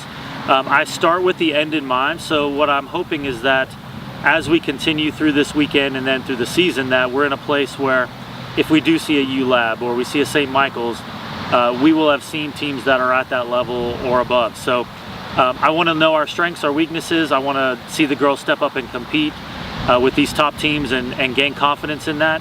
And if we have anything that really needs to be addressed in terms of the weaknesses, we're going to find out early. So it's not going to be late in the season or in the playoffs when we're trying to tweak things and fix it.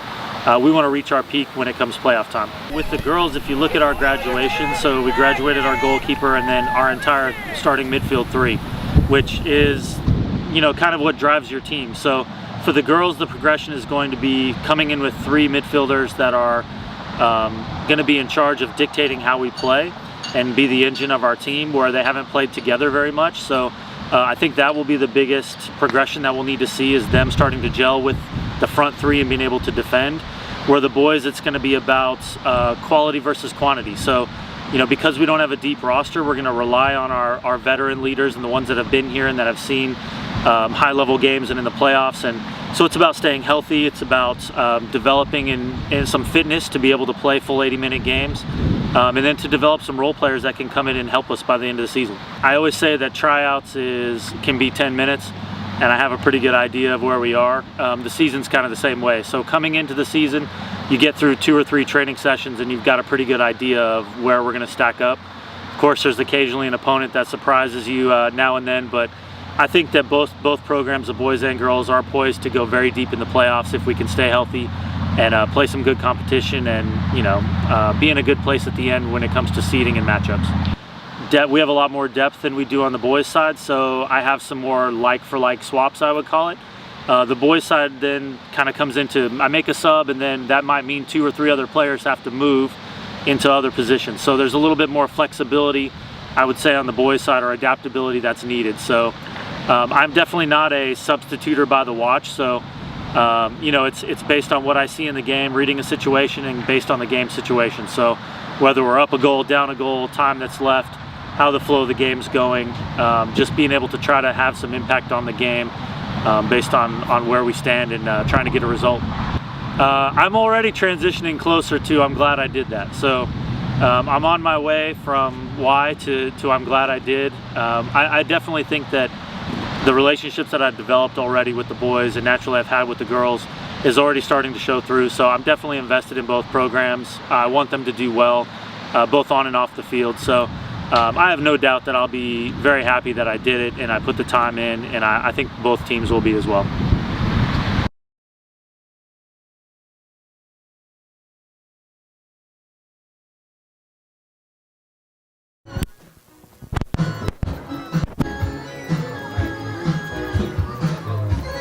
Welcome back to Mesmer Stadium. 2:15 left here at halftime. Flyers trail it 17-10 to the Vandebilt Catholic Terriers from Houma. A couple of stats to throw at you from the first half. Jacob Lafitte, 4 carries for 5 yards. Cooper DeFatta, 1 carry for 14. Trey Swall, 4 for 21. Lafitte's 5 for 7 for 54 yards with 1 interception. And Cooper DeFatta, 1 for 1, 17 yards and a first quarter touchdown. For the Terriers, Coleman with an impressive night so far, 22 first half carries, guys, for 114 yards. Total offense first half, 166 yards for Vandebilt Catholic, 111 for Loyola. Real quick, we're going to go to a sideline interview that Michael Mitchell did just before halftime. We got that queued back up for you. Coach, for as much as momentum as you had early on, things kind of fell apart. Good news is you're only down by 10, plenty of ball left. What do you tell the guys at halftime? Well, we just letting that little number 4 that we tried to stop, so we're letting him run, and we're grabbing again. I don't know if it's because he's that good, but we're just grabbing. We haven't put a good lick on him yet when he's standing up. If we keep doing that, it's going to be a long night. We better start tackling the guy like we're supposed to. All right, best of luck to you in the second half. Thank you, Coach. Back to you guys. All right, back here live and the magic of television. We've got Michael Mitchell, and now we've got Michael Mitchell live here in the booth. Michael, what are you seeing down on the field right now? Well, I do feel like this is a game. You know, you called out the stats, and the stats really do tell the story. You know, we talked a few minutes ago. You really do miss a guy like Trey Taylor in a game like this. He's an absolute difference maker. You look at the rushing game. Jacob's got 5 yards on 4 carries. That's not going to get it done. The receivers aren't getting separation. That's not going to get it done. And then you go over to the defensive side of the ball for Loyola. We got to do a better job of tackling number 4. He's run all over the place. He's had a full game's worth of stats, to be honest with you, in one half of football. And so they got to do a better job. Having said that, as ugly as all those stats are, as bad as everything is, Loyola gets the ball to start the second half, and they're only down 10. So lots of positives to take away from there. All right, thanks, Michael. Try not to get too cold down in the second half. I was always known for my speed as a player, so you saw how fast I got up here. Thank you, guys. All right, Michael Mitchell, the famous kicker. LSU, Ole Miss, and the Loyola Flyers. All right, John, 2:30 left before we get going here. Let's talk a little bit about what the Flyers need to do if they're going to get back into this one. Well, I mean, I think it goes down to what we talked about in the second quarter. They've got to really get some sustained drives, and you know, the sustained drives, I think, are going to really come from the success that they've had with the short passes, and then they've really got to open up some holes. I mean, the stats really amplify what we were talking about in the second quarter, that these holes aren't really open right now. And Trey Swall's had a couple of nice runs, but you can see that the defense is key on stopping Jacob Lafitte, and so everything is about Jacob. They're watching him when he drops back to pass. They're sending somebody. They're not giving him time, and I'm sure that the coaches have seen that. I'm sure Coach Sella understands that, and so I would be looking for them to have very quick plays, get the ball out of Jacob's hands, and really trying to establish a running presence in the second half. But yeah, we've seen the Flyer offense have spurts of success, right? You know, certainly the first possession of the night, they had great success. We saw the Flyers special for the first time this year, a pass from Cooper DeFatta to Jacob Lafitte, play made famous by the Philadelphia Eagles in the Super Bowl a couple years ago.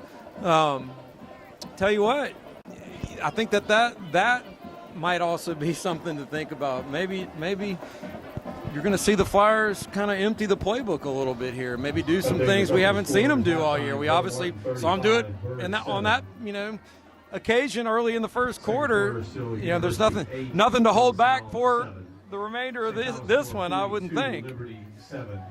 There is something to be said for the fact that Michael brought it up, that without Trey Taylor, they really had one half of live football with the absence of Trey Taylor. And so, the kids that are moving around in different positions, from safety, cornerback, and wide receiver to running back position, there's obviously greater responsibility that you have, but, the plays don't go the same way when Trey is in there running those plays. And so, it is different. And really, that's what the timing of all of that stuff. They really only had one half of doing that in the Haynes Academy game. Well, and look, let's be real. Trey Taylor's just mere presence on the field opens up things for the other players on the field. Van Norman's probably not seeing their number one cover guy if Trey Taylor is out there, right? So guys that are used to having it a little easier are finding the sledding a little more difficult because Taylor's not on the field, even if Taylor doesn't touch the ball. So after the kickoff, the Flyers will have it 1st and 10 at their own 34-yard line. DeFatta with the fair catch right there. That's one thing that I didn't like that at all. Another sky kick, and they look like they're not sure about who's going to get that sky kick. They need to know whose responsibility it is, and that ball bounced before Cooper got it. And that, the Flyers are lucky to recover that.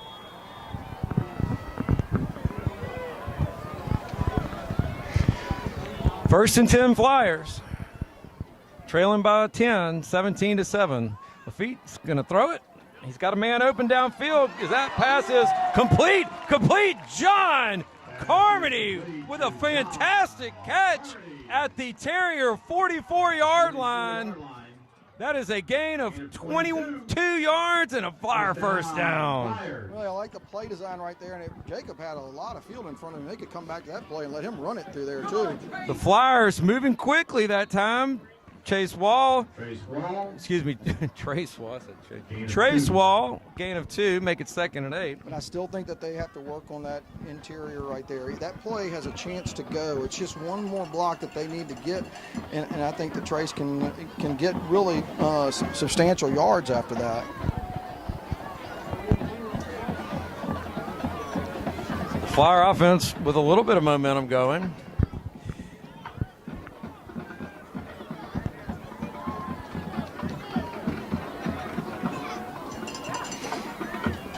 Lafitte again with another what looked to be a bit of a design run, and he's thrown down hard that time. You almost wonder right there how close that is to a penalty with the way that he was thrown down. And it looks like Lafitte's definitely shaken up. He's favoring that shoulder. He went down really awkwardly on his right shoulder on that tackle. Yeah, that's the second time they've tried to run that play with Jacob, and I just think that the defense is keying too much on Jacob for that to work.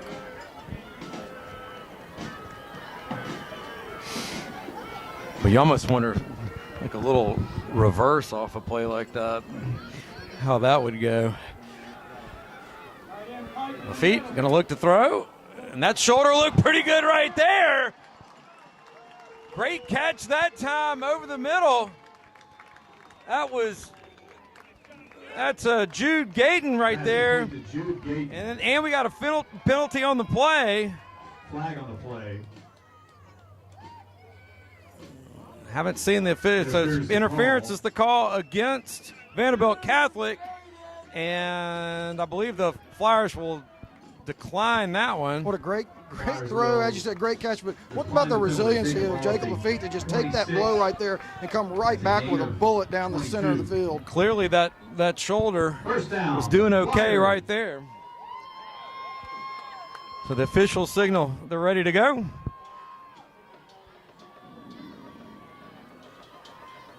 And Trace Wall is going to take that handoff across the 25 down to the 24. It'll be a gain of 2. Make it 2nd and 8. Again, I mean, I give Vanderbilt a lot of credit. I mean, they're coming up and they're tackling, but there's really a block away from springing that play. And you know, the Flyers, I think, just have to keep coming back to that. I mean, you have to have trust in your offensive line. They have played great all year long with, you know, Trace Wall and Jacob Lafitte both, you know, near 1,000-yard rushing. Lafitte's going to keep this one. He wants to throw it, and that pass looks like, I can't tell if they said it was picked or not. It's like the official said, yep, interception. Wow, John, it sure did look like there was a lot of contact right there. My goodness. Not only a lot of contact, that was obvious. I mean, that's shocking right there. Tell you what. And now we got a flag. They're going to call unsportsmanlike conduct on a coach here. So the Flyers have really got to get themselves together because, you know, yes, this went against you, but, you know, you cannot. This is easy yards. This is the 4th big 15-yard penalty that the Flyers are going to have on this game. Well, and, you know, and it's starting to become a little bit of a trend, John. Every single play of that nature, every single call of that nature has gone the way of Vandebilt Catholic tonight. Loyola has not gotten any of those calls at all, not one. Now that pass interference, that lack of a pass interference call is a really tough one.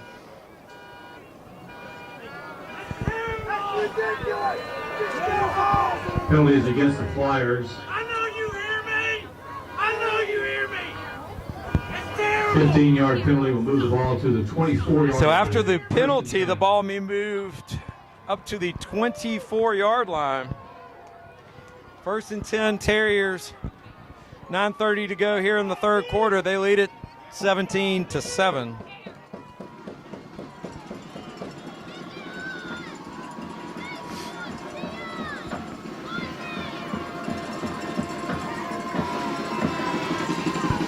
Coleman, with his 23rd carry of the night, will fumble on the play, and the Flyers have it!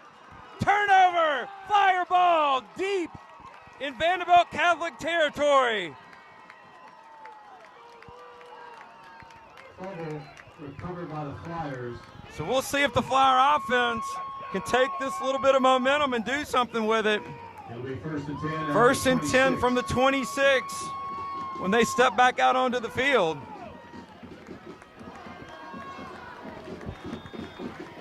You know, we talked about turnovers, and the turnovers have played a huge part in this game so far, like they do in most games.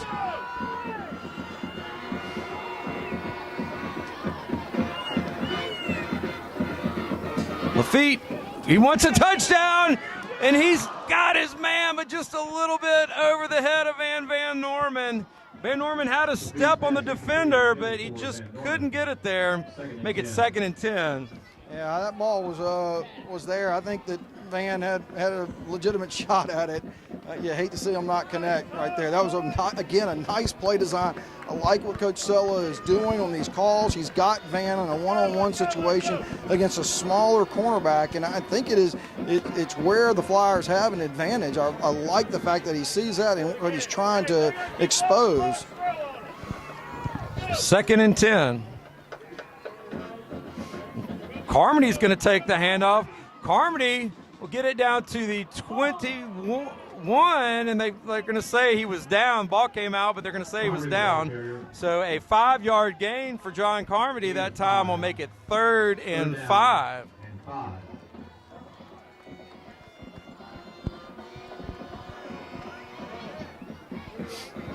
8:52 left here in the 3rd. Flyers just trying to put some points on the board right here and get this back to a one-possession game. Of course, don't forget, Jacob Lafitte is one heck of a kicker, and we are definitely in his range at this point.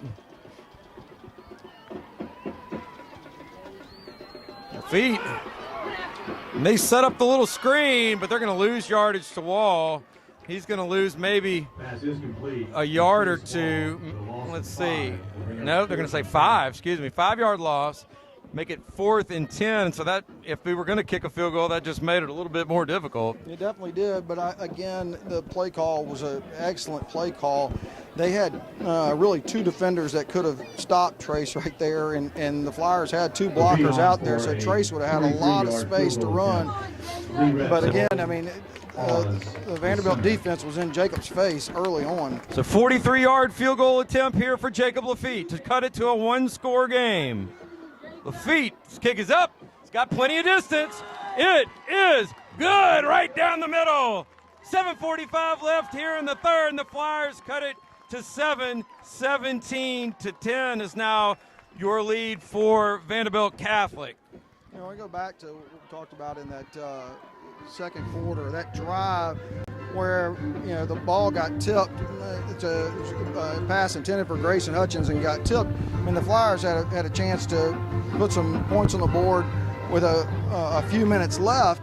And then, of course, Vanderbilt comes down and actually puts 3 points on the board themselves. And so that's a 6-point turnaround right there. And we knew that, you know, coming out in the second half, we were going to get the ball. I really liked that the offense drove down the field. And you know, thankfully, after the, you know, I'll call it a rough call, non-pass interference call, that the football gods allowed the Flyers to get the ball back and actually put points on the board. So Lafitte kicks a little line drive, and it's going to be fielded at the 3-yard line by Coleman. He had a nice return early in the game, and Coleman will get hit hard at the 26, where he'll be brought down that time. Looks like that was Colin Huckabee on the special teams play. Great tackle there by Huckabee. So the Terriers will start 1st and 10 from their own 26. Yeah, Coleman is really, you know, he had the ball in his hand a lot of times. He has taken a lot of hits in this game as well. Yeah, he has. As they say, he's only human, John.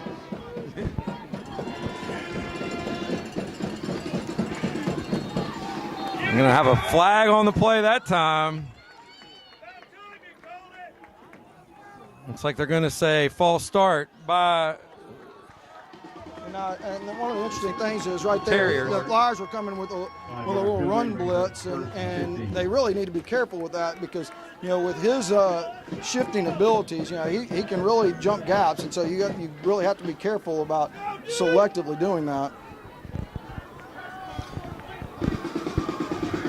So the Terriers now have it 1st and 15.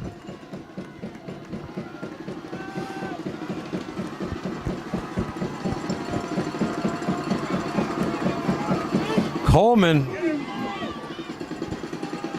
take it across the 25 down to the 27. Boy, he got a absolute slobber knocker of a block, trying to get who that was if he'll just turn around. I believe that was Ryan Hazard, 6 foot 238, and he came down and just got a kick-out block that was textbook. But that was them on the run blitz again. They sent Cooper DeFato on the edge, and so he was able to take out that blocker, and so Reagan Coyle was able to clean it up. Coleman again on the carry. Coleman just doesn't quite look as explosive as he did earlier in the game, John. I mean, that's what, his 27th carry. We're halfway through the third right now. You just got to figure at some point But he's going to get tired. I mean, who doesn't? I'll tell you, Jude Gayton made a great play right there. He had containment on him, and so he actually chose to stay inside behind his blocker. And he did a good job of picking up two or 3 yards behind his blockers, but he looking to bounce out, and Jude was there. 3rd and 6. Terriers need the 36. Flyers would dearly love to get off the field right here. This time, pass is going to be incomplete. Teddy Gavlik was the intended receiver from Archilla. And the Flyer defense does a great job. After they put 3 up from the Lafitte field goal, they force a 4th 3 and out. Yeah, 3 and out. And Purvis is going to come out and punt with Lafitte standing about his 40-yard line. 6 minutes, 6 seconds left here in the third quarter. Flyers should have it in pretty good position as long as nothing crazy happens here. And it'll take a bit of a Flyer bounce. It'll be down at the 45. And that's where the Flyer offense will begin this possession. 25 yards on the punt for Purvis.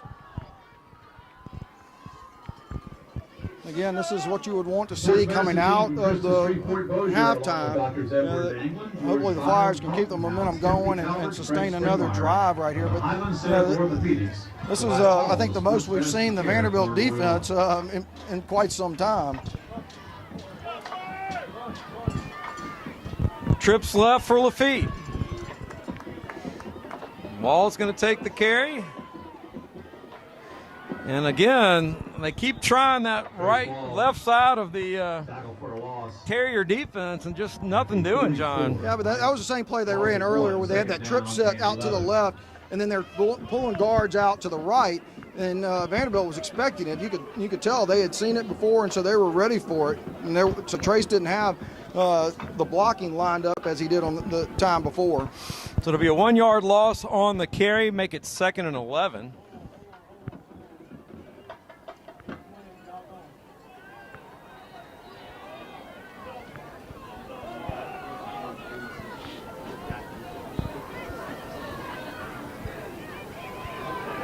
Lafitte's pass is complete to Carmody. Carmody across the 35 down to the 30. He'll be knocked out of bounds right there. It'll be a 25-yard pitch and catch from Lafitte to John Carmody. And the Flyers are in business, 1st and 10 of the Terrier 30. 6-yard gain, first down, Flyers. Nice job by Jacob to read that defense and wait for John to have to clear and get past where the linebackers were, and really a nice throw and catch.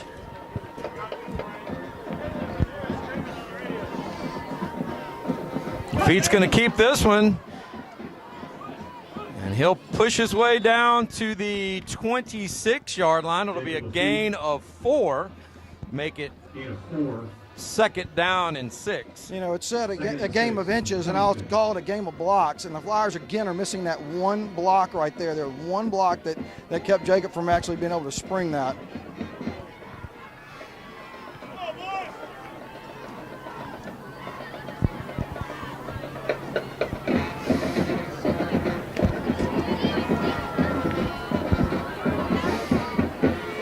Lafitte's going to roll left, and that pass is nearly intercepted. Wow, Flyers really dodged one there. William King looked like he may have come up with that, but he puts it on the ground at the last second, and the Flyers will survive to make it to 3rd down here, 3rd and 6. And again, I mean, they run that play a couple times. I really would like to see them roll Jacob and choose to run the ball right there, because he has had great success throughout the season in that formation, rolling out and choosing to be able to come up the field. And again, I mean, we're in a 3rd and 5, 3rd and 6 situation. I mean, you got to get all the yards that you can get. Again, the Flyers are in Lafitte field goal range. We know that. And looks like that's what we'll see right here. It'll be a loss of 3 on the Lafitte carry, and he'll likely stay out there to attempt another field goal. Yeah, I mean, right there. I mean, that was a run blitz all the way, and so trying to run that looked like it was a design quarterback draw, and it was just, you know, that wasn't there from the get-go. 46 yards. 46 yards this time will be the field goal attempt. Last one was 43, so just a skosh further back. But remember last time he had about 15 yards of clearance, so I don't think the distance is going to be an issue. But that is. The ball is blocked and recovered at the 35 by the Terriers. And, you know, I almost said that before. I didn't want to jinx anything, but there is a flag on the play. Let's see what this is about. Hold on. Hold your horses, as they say. The Terriers got awfully close to getting in there on that first field goal. And Still no word. The officials are pushing back both teams. A lot of discussion here. Personal foul is a call against the Terriers. Now, is that a post-possession foul? Hold on. This is really interesting. Was that a during the play? I don't know. Well, that's what I'm saying. Was it post-possession? They really haven't. Let's see. Yeah, they're pointing that direction. Yes, sir. So the Flyers are going to keep this one. So I'll take back what I said earlier about all the calls going against the Flyers. That one, a big one, and it goes the Flyers' way. I don't know what that. It makes me wonder if somebody was like trying to jump the center, or coming through and defenseless center. I'm not. It makes you wonder about that type of call. So after the penalty, the ball will be marked down at the Terrier 14-yard line. 1st and 10 Flyers. 3:25 left, third quarter, trailing it by 7. Lafitte rolls left. He's going to keep it, and he'll pound his way down head first to the 10-yard line. Lafitte's going to need some Advil and ice after this one, John. He is taking a beating. But that's what I'm talking about right there. I mean, that play is it was 4 yards. It was tough yards. But I'll take Jacob's athleticism against one of those corners or safeties out there as your wide receivers are running their routes. 4 yards on the carry, make it 2nd and 6. Lafitte nearly got him that time. Lafitte, we've seen all year, is great at that hard count.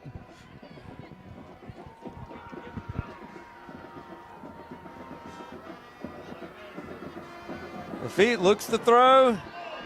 Looks like he's gonna throw it down. He's got a man in the back of the end zone. Touchdown, Flyers!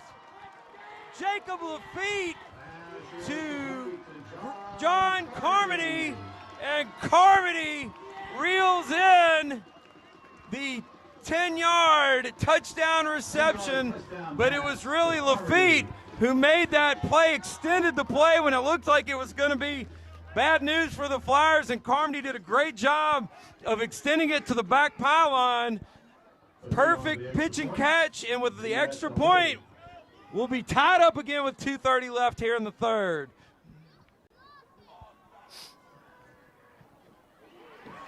The kick is good. So the Flyers reel off 10 straight to open the third quarter and tied back up 17 apiece. And I want to go back to that. You just brought up a great point about Jacob's athleticism in that play. He got really beautiful blocks once he rolled back to the other side from his offensive lineman coming back around, and really, a fantastic effort on their parts.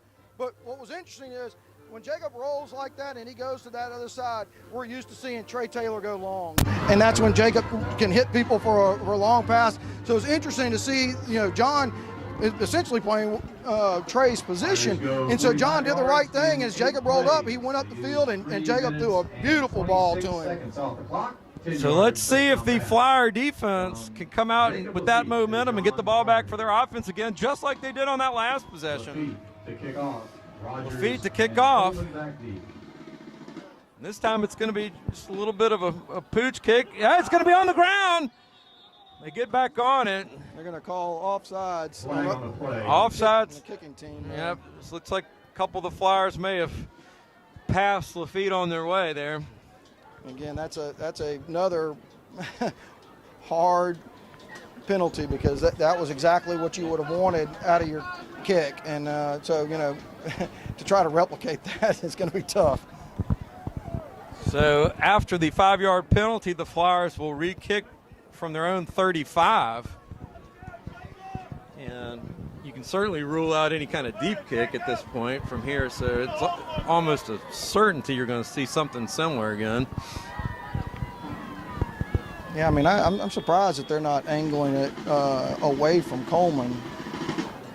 Nope, he's going to try just a little bit of a line drive. And they've got a big seam That's Landon Rogers, and Landon Rogers may go all the way, John, and he does. Landon Rogers fielded that ball and never was touched.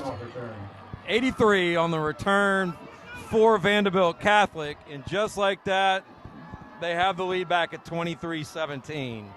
Yeah, and I mean, they got an outstanding block on the outside. I think it was Rowan Gutakonda that was out there, and he took a heck of a shot on the sideline, which kind of created that hole. Vanderbilt Catholic really blocked that well, and again, just like we talked about, that penalty, there's another penalty that ends up being a huge mistake. One, we'll see the Purvis extra point here.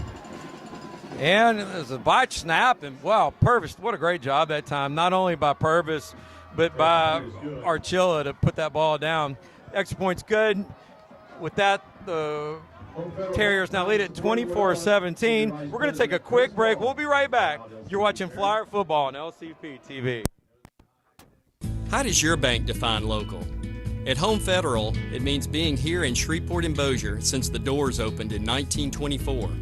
It means surviving and thriving alongside our customers through the good times and the bad. Since our beginning, Home Federal has been a part of Shreveport Bossier. Our roots are here. Our headquarters are here. Decisions are made here. That's how we define local. Home Federal Bank, a better way.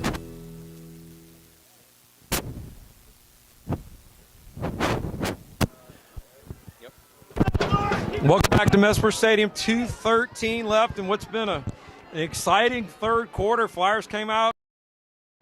The Flyers were pushed back and were forced to kick a bit of a line drive that was fielded and returned for 83 yards for a touchdown by Vandebilt Catholic, and they retake the lead 24-17. Lafitte fields that one and returns it up to the 30, looks like they're going to say the 33-yard line. Flyers will have it there. And you can see, I mean, that's what Vanderbilt Catholic's kicker. I mean, he's very good at those little sky kicks and knows where he wants to place it. Jacob's not used to doing that. I mean, Jacob's used to kicking away, and so the air here. I mean, it's colder. We've seen Jacob kick the ball out of the end zone on warmer nights. You got to wonder, how far that ball will fly in this cold air. So the Flyer offense is going to need to answer right here, and Lafitte puts it on the ground. It looks like the Flyers got back on top of it. I believe Will Rayburn was able to land back on top of that, and he does. Really nice job by Will Rayburn to be Johnny on the spot right there. There's a really strong run by Jacob, but just like we talked about with Coleman on their side, Jacob is taking a lot of hits in this game as well. Yep. When you can tell he's been favoring that right shoulder since he took that hard hit earlier in the game where the Terrier player kind of slammed him down on the tackle. Lafitte looks to throw, and that pass is incomplete, but there was a push. Again, the officials are letting a lot of physical play go on in the secondary. Landon Rogers on the coverage that time for Vandebilt Catholic. Kind of had both hands on him well before the ball got there, but no call. He definitely did, and but again, I don't have a problem with the play call. You're in a 2nd and 2 situation. You want to challenge Vanderbilt's defense, but right now we got to get a first down. 3rd and 2.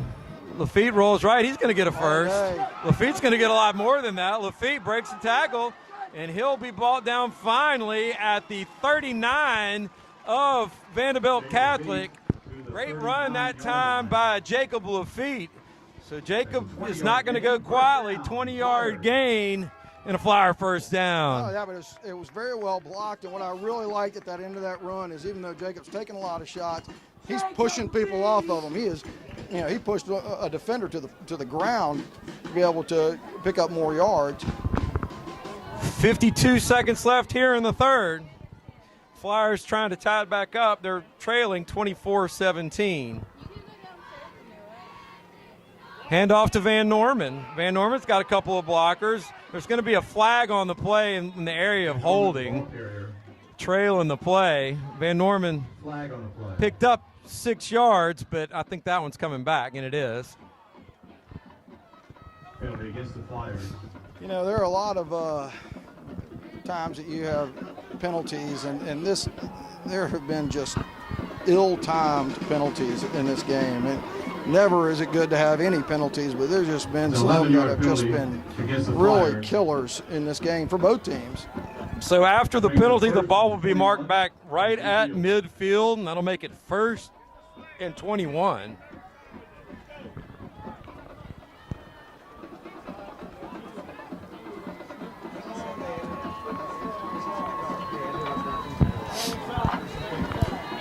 This will probably be the last play of the 3rd quarter. Lafitte, they wanted to set the screen up, and they didn't have it. And that play is incomplete, but there's going to be a late hit. That's going to be a personal foul on the Terriers that time. Late hit, and the official was right there. He threw the flag as soon as it happened. Yeah, I mean, I think that there's a concerted effort to get after Jacob, and so you can see they're going to take every opportunity to put a hit on him. And again, right there, that was pretty easy roughing the passer penalty. So after the penalty, the ball will come back up to the 35-yard line, and that's where the Flyers will have it 1st and 10. So 15 seconds left here in the 3rd quarter. The Flyers will have another play.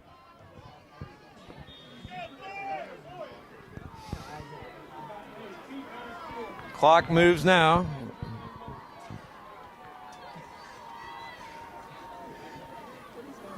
Lafitte, nifty footwork, is able to slide through. Lafitte tucks it. He's going to fumble, but that ball fortunately rolls out of bounds at the 14-yard line. Could have been disastrous had that ball stayed in bounds, but it takes a Flyer bounce, and it'll be good enough for another Flyer 1st down. I'm telling you, Jacob holds that thing many times in that position, and he's lucky that he's athletic enough to get away with it many times, but that is the danger right there. Very smart play on Vanderbilt's Catholic defender to knock the ball out of Jacob's hands, and so Jacob's going to have to learn to tuck it. 21 yards on the carry for Jacob Lafitte. 8 seconds left in the 3rd. Flyers looking to tie it back up. Down 7, 24-17. Wall's going to take this one. Wall keeps his feet moving. He'll get it down to about the 10-yard line. It'll be a gain of 4. And that'll be the end of the 3rd quarter. Your score here in Messmer Stadium. Vandebilt Catholic 24, Loyola 17. We'll be right back. You're watching Flyer football on LCP TV.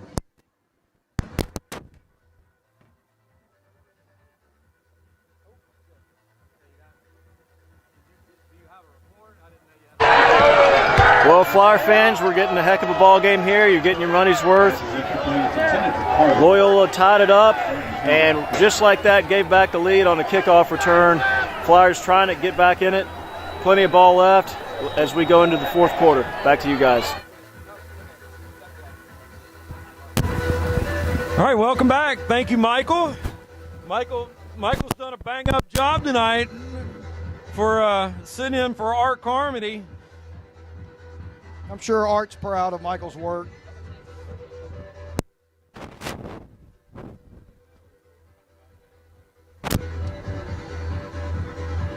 All right, John, so Flyers are going to have it 2nd down and 6 from the Terrier 10.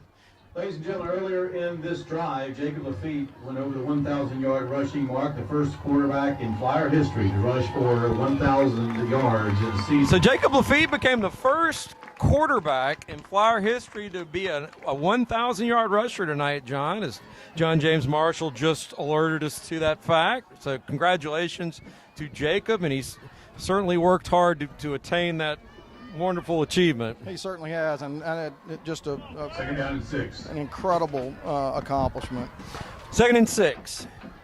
Feet's going to throw this time, and that pass is incomplete, but we got another flag on the play, and that looks like it's going to be either holding in the Terrier secondary or a PI. That is definitely pass interference. He never turned back, and Jude was wide open, so that was a really easy call. will move the ball to the 5-yard line. So with the penalty, that'll move the ball to the 5-yard line and make it 2nd down and 1.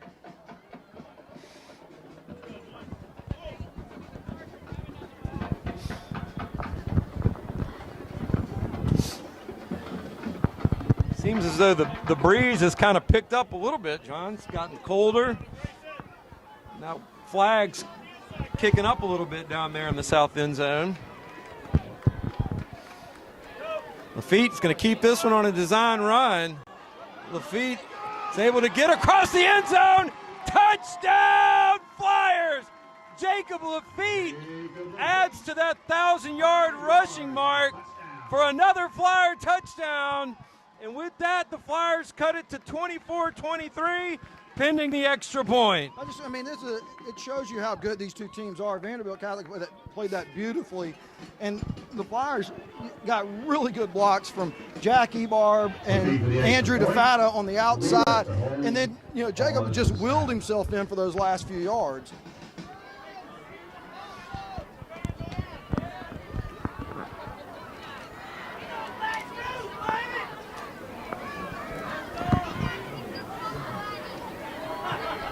The kick is up, and it is good.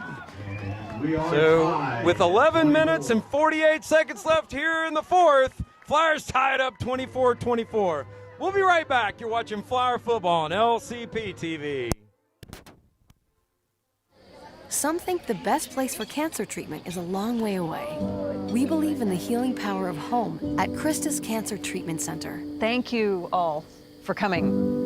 But this party isn't for me, it's for Tom, for all the rides to chemo.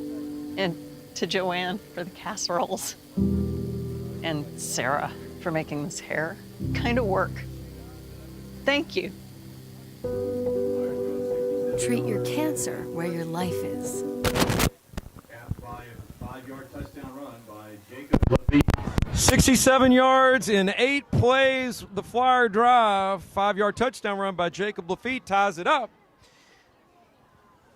And let's say that Jacob's had a running touchdown, he's had a passing touchdown, he's had a receiving touchdown tonight, and he's had the field goal for the extra 3 points. So he's accounted for all 24 points. All 24 points. That is pretty impressive. So let's see what we decide to do here. And this one's going to be a squib, fielded by Coleman at the 20, and it's like, is there a flag down?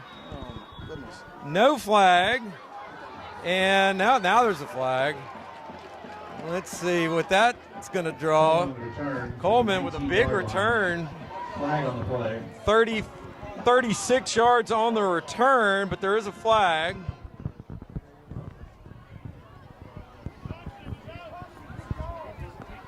Yeah, it looked like,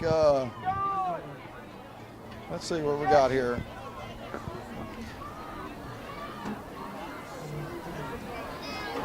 Oh. Unsportsmanlike against the Flyers.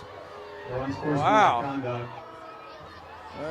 Trying to understand that. We had a Flyer player on the ground and a Vanderbilt Catholic pushing him in the ground when they threw the flag. So I'm not exactly sure what in the world they're talking about there. Wow. You got that ball!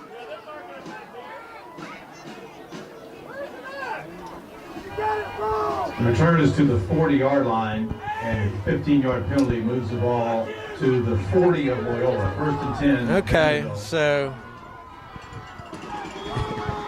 got that, John? Well, there's a real problem in our kicking game right now is leading to really short fields for them. Yeah.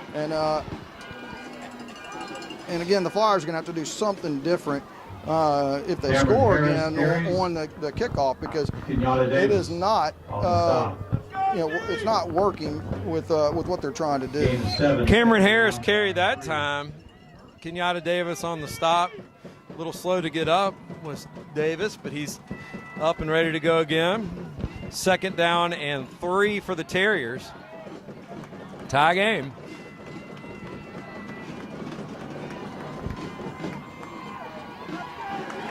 Again, Harris on the carry.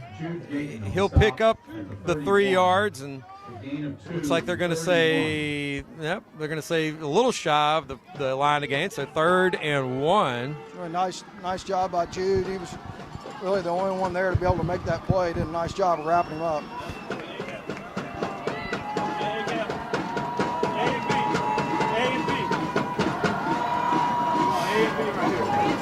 Interesting, we haven't seen Coleman in the last few minutes, John, at all.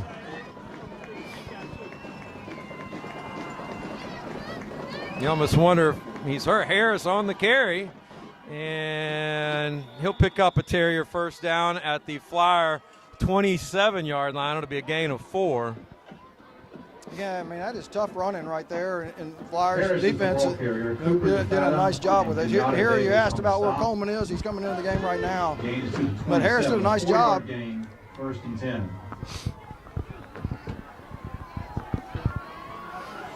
There's Coleman. He'll run around the right side. He'll be brought down after about a 1-yard gain. So Flyer defense does about as good a job as they've done on one of those outside runs for Coleman all night right there. Holds him to a 1-yard gain. Cooper DeFata, Andrew DeFata. Again, the back judge is coming to talk to Jacob. It really makes you wonder what's going on the field, because there seems to be something going on that we're not seeing. 2nd and 9. Pass deep left, incomplete. Oh my gosh! And oh my goodness, Diego Archilla, the intended receiver, and you know, after we've seen the Terrier defenders with their hands all over the Flyer receivers for the entire game, you're going to get one of those calls going this way. Well, not only that, I mean, that ball was clearly uncatchable. There was 10 yards between where that ball landed and the receiver. That was, unless you're calling it a holding down the field, there's no way that is a pass interference situation. That is a bad. Again, you got to play through it. So the Terriers knocking on the door with 9:27 left here in the football game. It's a tie score, but the Terriers looking to change that. Harris on the carry. Harris will cross the 10. He'll get it down to the 6-yard line. It'll make it 2nd and 2. Terriers can get a first down at the 4-yard line. Harris carries. Van Norman makes the stop. Flyer defense is going to have to come up with one right here, John. Desperately need to get a play here. Harris on the carry, and they're going to get one right there. Maybe got a yard on the carry. Excuse me, more than that. It's like he picked up four yards on the carry. My bad. Yeah, I believe he's going to give him a first down. Yeah, first down. I was looking at the wrong marker over there. First down, so that'll make 1st and goal from the 4. Actually, it's at the 3. Harris again on the carry. And touchdown for the Terriers. Harris with a 3-yard touchdown run gives the Terriers the lead back at 30-24 with 8:35 left in the football game. Again, another drive that's aided by a penalty. I'm not sure where the personal foul penalty was on the kickoff return, and then pass interference call that questionable is the only word that comes to mind. So it looks like Vanderbilt Catholic may take a timeout here to think about going for 2. Vanderbilt. They may be looking to make sure that they get that extra point at this point in the game, which is be a very bold call. Yeah, that would almost be outguessing yourself, I would think, John. Because if you leave here only up 6 and the Flyers are able to come down and score, which they've shown they can do, you put yourself in that situation. But they have been running very effectively against the Flyers. They have. You have to think that there's something about that too, or maybe they may be looking at a fake field goal, and I hope that the Flyers special teams coaches are talking about that as well. 8:35 left. 6-point lead pending the extra point here. And so Purvis will stay out there.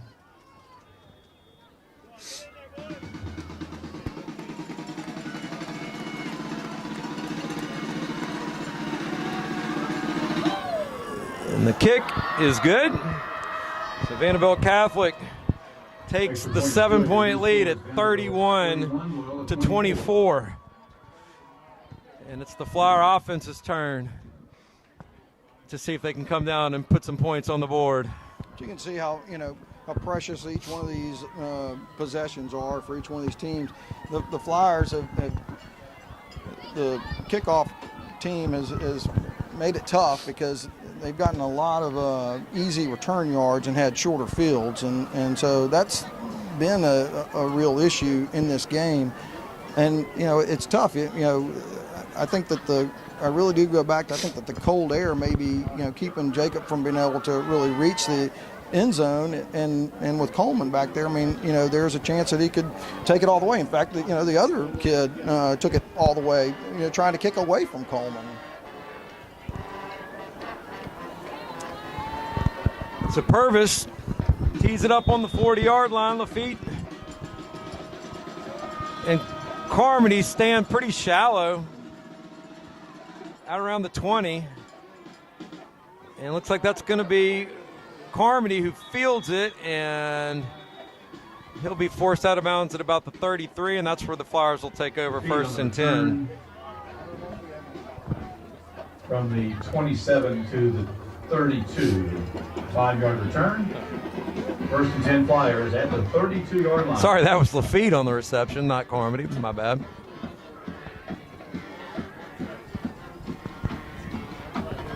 Again, I mean, you could see the last possession, Vanderbilt started on our 40 with the penalty aided, and here we are, starting on our own 37. And generally, it's not bad starting field position, but that's the difference in what these offenses are having to do.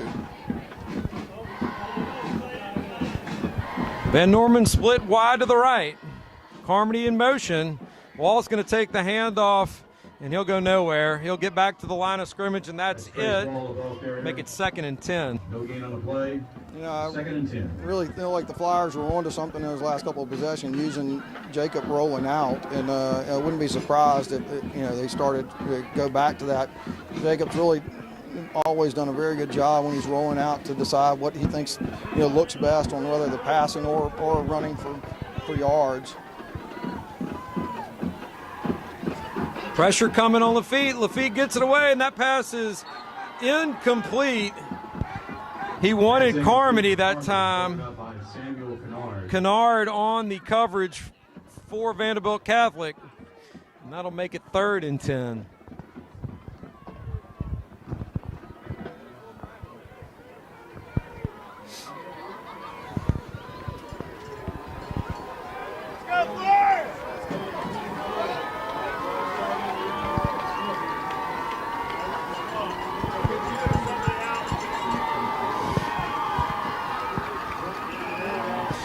Lafitte is going to roll right this time.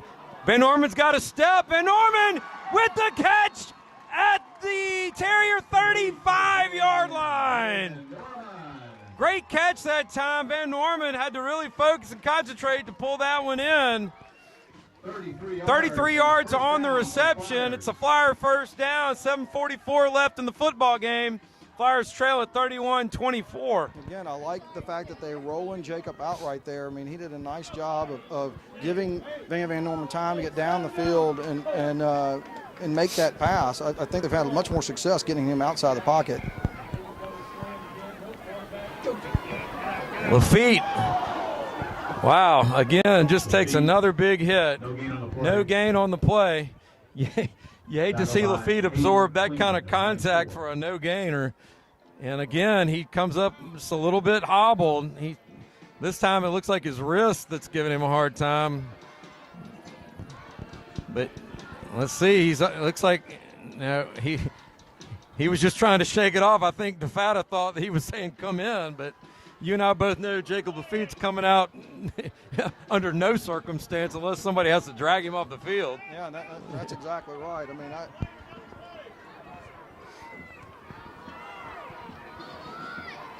Play clock was down to 3. They had to get the snap off. And the wall maybe got a yard, and that's it. Make it 3rd and 9. So the Flyer offense 3rd and 9.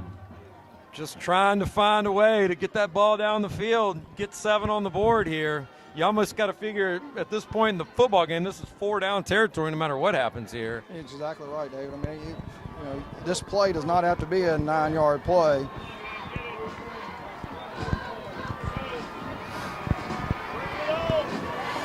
And right now, I mean, you can see they're trying to walk the linebackers up. It'd be a great time to go right down to Jude, right down the seam.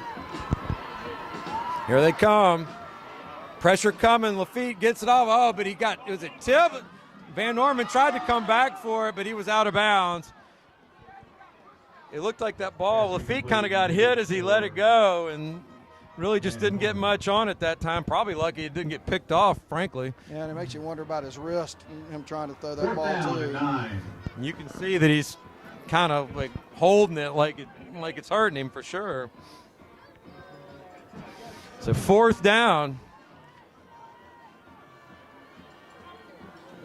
And we'll see what the Flyers decide to do here. Looks like they bought the kicking ball in, so they're going to – did they bring the kicking ball in? No, they didn't. Did they? Yeah. Yep. Yeah, they is. Yep. Going to go for the field goal here. 51-yard field goal. 51.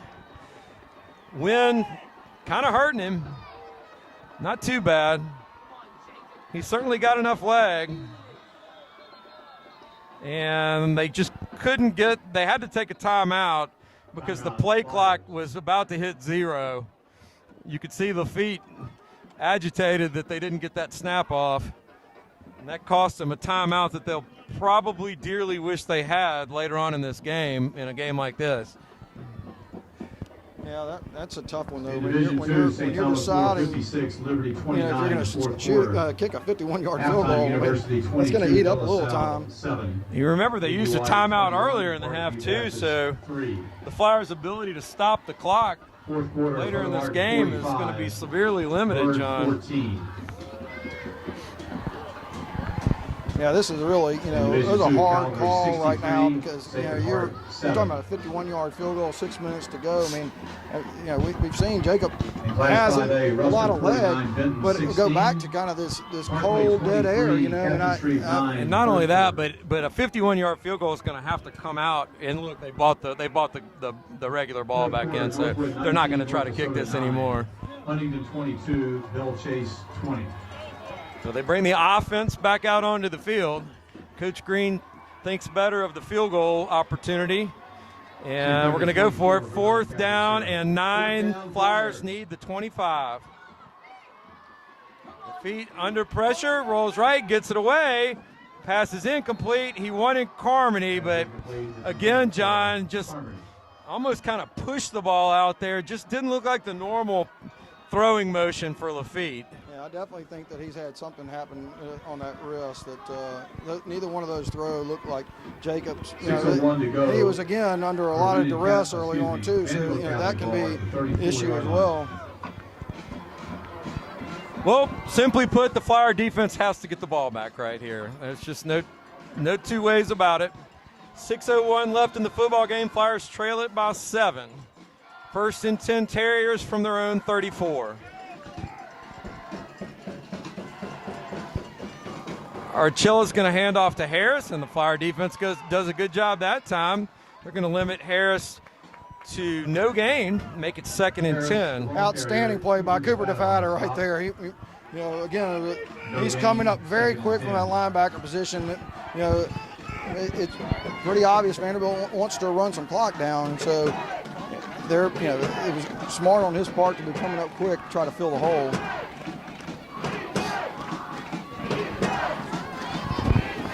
Again, they brought Coleman in now, and Coleman, you know, likes to bounce it outside. The Flyers have to be ready for him. That's exactly what he's going to try. Coleman breaks one tackle, but he's not going to break the next couple. Flyer defense, again, doing a great job.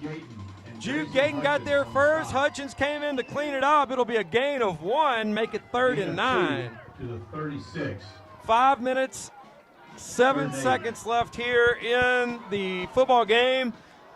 Probably be about 4.5 minutes left when the Terriers take their next snap. Again, they're running this play. This is where they like to run that little out.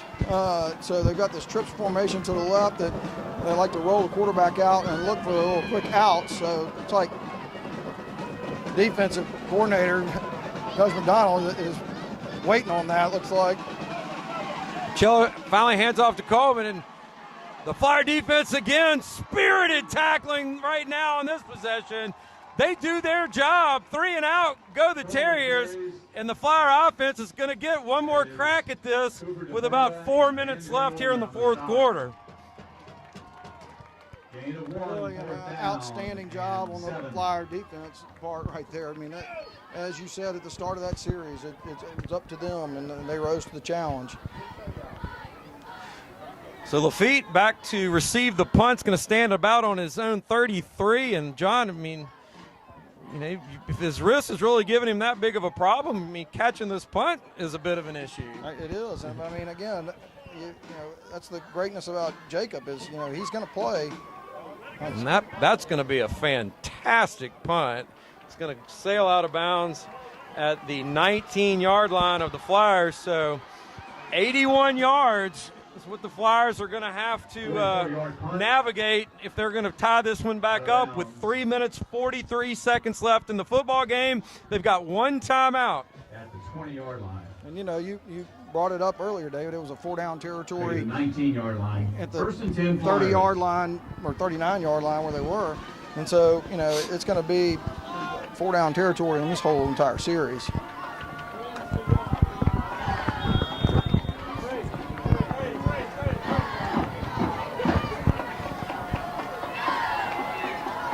Lafitte bobbles the snap, and he'll go down. Lafitte just couldn't hang on to the snap, and that just cost him just enough time to not be able to avoid the pressure. It'll be a loss of 5, make it 2nd and 15, and just as importantly, the clock continues to move. Again, I mean, they seem to continue to run these blitzes up the middle. I mean, I really, you know, think that they need to look to roll Jacob out and give him an opportunity to get out in the open field and run.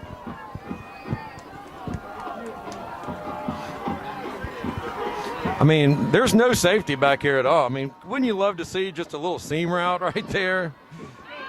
Van Norman on a little bubble screen. He may have some room if he gets a block, and it's going to be a crackback block. So Van Norman is going to have a great play brought back by an illegal block. That's a tough one for the Flyers.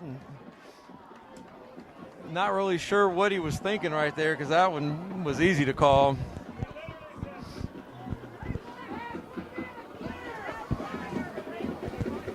You know, and that's a really tough call. You know, I feel bad for Grayson. You know, he's playing that wide receiver position. It's, you know, the receivers the defender is coming at him.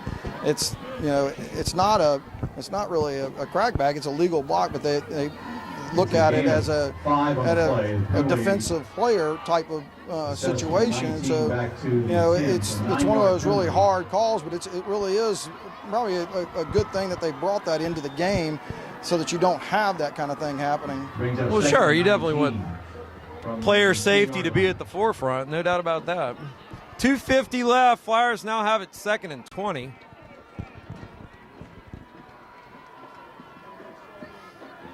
Lafitte's got some time, and now he's going to run for his life. He's going to finally get rid of it, and he's got a man.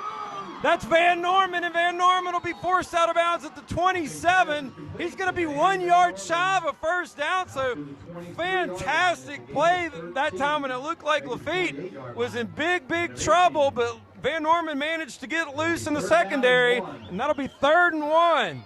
You know, that was one of those hard things because I think Van's thinking about time, but he easily could have gotten that extra yard just staying in bounds. But he may have just been thinking, I need to get out of bounds to try to stop the clock. Well, you know they're going to – it's obviously 2-play territory, right? You got 2 plays to get a yard. But, yes, I think at this point the clock may be just as important at least. Lafitte's going to keep that one, and he may not get it. Let's see what they say. Man, there's a flag. Hold on. Flag on the play. I believe it's a face mask. Also, there's a flag on the play.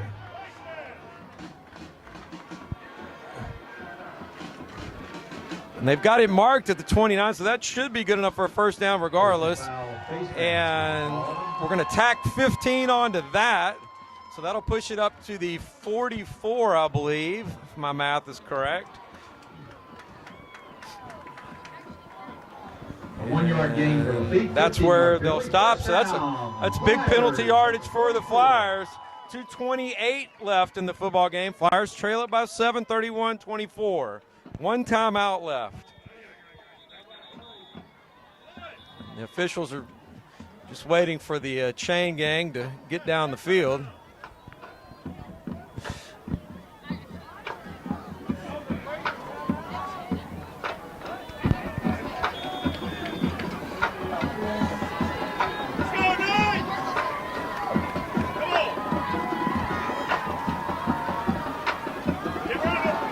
Lafitte's pass, complete over the middle. I believe that would be John Carmody. At the 38 of the Terriers. 18-yard reception for Carmody, and the Flyers are moving now. First and 10, really nice 2:09. Jacob to get rid of that ball right before he was getting hit. Lafitte rolls right. He's going to tuck that and try to run with it. And he'll be met at the 31. There's a flag on the play. Let's see what that flag is. The official threw it right where the initial contact was when Lafitte got hit. Let's see what that is. It could be a lot of things. Lafitte gains to the 31.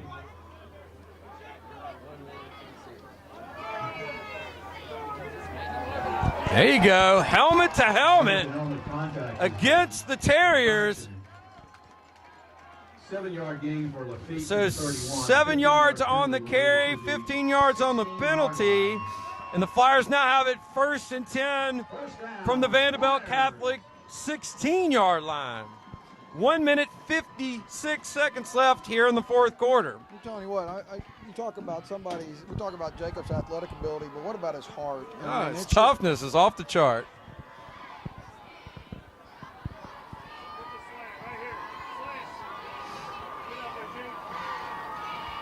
Lafitte's going to let that one go, and that is complete. That's hauled in by Van Norman at the 9. Gain of 7. Make it 2nd and 3. I think Jacob took another shot there. I mean, I think they are coming at him. No, they're going to say incomplete. Overrule. Wow, John. The official that was right there called it a catch, and he was overruled by the official that didn't have nearly as good a look at it. I'm about to say, the official that had his eyes dead on it. I mean, it was good. I don't know which one overruled him. Was it the back judge that overruled? I don't know who could have had a better angle to overrule that. On the Flyer student section coming down. They want to be right here and see what happens. Wall on the carry. Wall's got a block. Wall keeps his feet moving down to the 13-yard line. That'll be a gain of about 3. So 3rd and 7, 1 minute and 11 seconds left. But right now, the Flyers have 2 downs to get it to the Terrier 6. That's right. You're not thinking about scoring. You've got to get those 6 yards or 7 yards. Lafitte lets it go. The pass is incomplete. Van Norman looked like he had just about a half a step, but he just couldn't quite put it on him. So here we go. 4th down, and in all likelihood, this is your football game. 49 seconds left. Flyers do have a timeout. Will Coach Green take a timeout to talk about this? This is your football game. This is what high school football on every level is really about, but you really get to see it in high school football. I mean, this is 49 seconds. This is the play of the game right here. Here we go. And yes, Coach Green will burn that last timeout right here. Kind of figured that might happen. He wanted to get a look at that Terrier defensive look, and he's going to talk it over. So, John, I mean, look, no matter what happens right here, you got to hand it to the Flyers. I mean, Vandebilt Catholic is a nearly is a 4A school with nearly an enrollment of 1,000, about 900 and some odd kids. Loyola is a 2A school starting next year with an enrollment right around 400. So About you're 380. Yeah. So you're talking, you're playing a school that literally has more than double your enrollment, and you're taking it right down to the wire. Next year we'll move to Division III with the drop to 2A, and finally we'll be playing schools that are a little more our size, so to speak. But I tell you what, none of them are thinking about that right now, because right now they're 7 yards away from extending this game, 14 yards away from tying it up.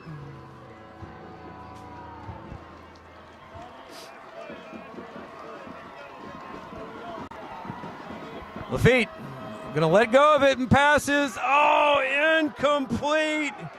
Tipped. It looked like the ball was tipped there at the last second.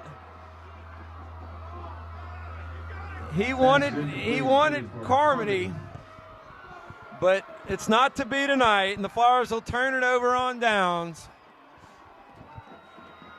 All the Terriers will have to do is kneel on it a couple of times, and that'll be the end of this one. But hand it to the Flyers, man. They fought and clawed and scratched for 4 quarters tonight.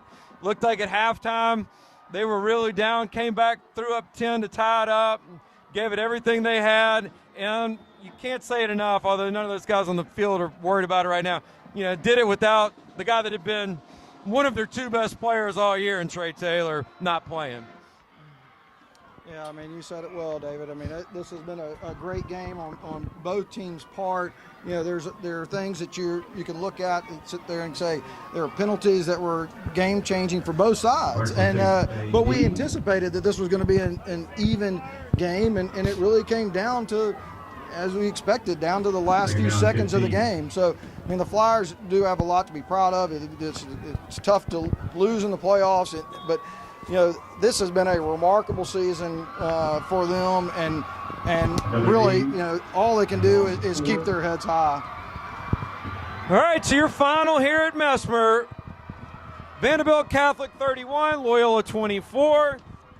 Final score is. We'll be right back to wrap it up. You're watching Flyer Football on LCP TV.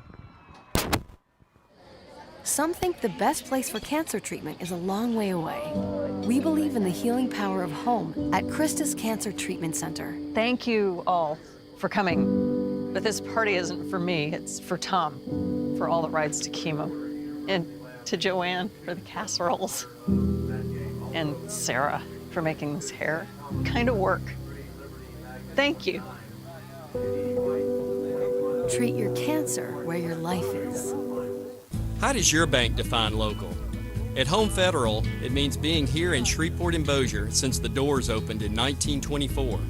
It means surviving and thriving alongside our customers through the good times and the bad. Since our beginning, Home Federal has been a part of Shreveport Bossier. That's here at Vesper Stadium tonight and throughout the season. Decisions are made here. That's how we define local. Home Federal Bank, a better way.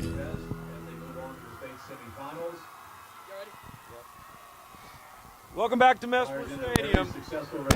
Final here. Flyers come up a little bit short, but not due to a lack of harder effort, that's for sure. Vandebilt Catholic's going to take this one 31 to 24. Thanks for being here. John, I'll tell you what, this has been really one of the most enjoyable. I've been doing this now for nearly a decade, and you've been right here with me for a big part of that. This has been, I think, the most enjoyable season I've had calling Loyola games up here. This group of kids, you know, came in, and we didn't know what to expect out of this group, right? I mean, we didn't know. They had to replace a bunch of players from last year. You know, Coach Green's back, kind of almost a last-second deal when Coach Mallion decided that he was going to go back home. And this team has just overachieved and, you know, defied expectations from the get-go. And you cannot say enough about, first of all, I'll start with Coach Green, because that's the obvious, factor right there.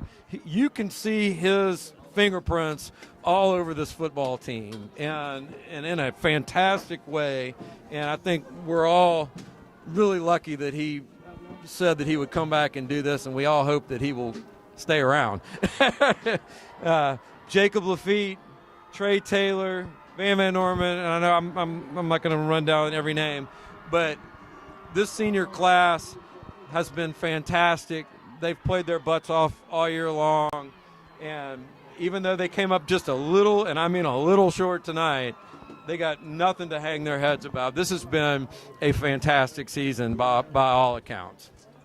Every season is like a book. There's chapters that you go through, and every game is a chapter, and practices are those sheets of papers in those chapters as well. And so, to watch the Flyers go through this season, you hit it well on the high points of this season, and they have matured. They have learned to play Mike Green's style of football, and you said you weren't going to mention all of them. I am going to mention the rest of them. Kenyatta Davis, what an outstanding job he has done through the entire season. Marshall Bryan, moving him to defensive end, changed that defense, and he played outstanding at that defensive end position. Corin Jackson playing on the offensive line, an outstanding job of blocking throughout the season. The senior class, Will Rayburn, oh my goodness, he has been a stalwart on that offensive line, and so when you look at that group of seniors, they led, and they led by example. It wasn't, hey, rah, rah, rah. They went out there and they played, and that is the mark that you leave. Every team, every year, especially when you're seniors, you want to leave a little bit of a legacy. And some legacies are written in pencil, some are written in pen, and some of them are etched. And I can tell you, these seniors have a ton to be proud of, and they went further in the playoffs than anybody would have expected, winning the district championship.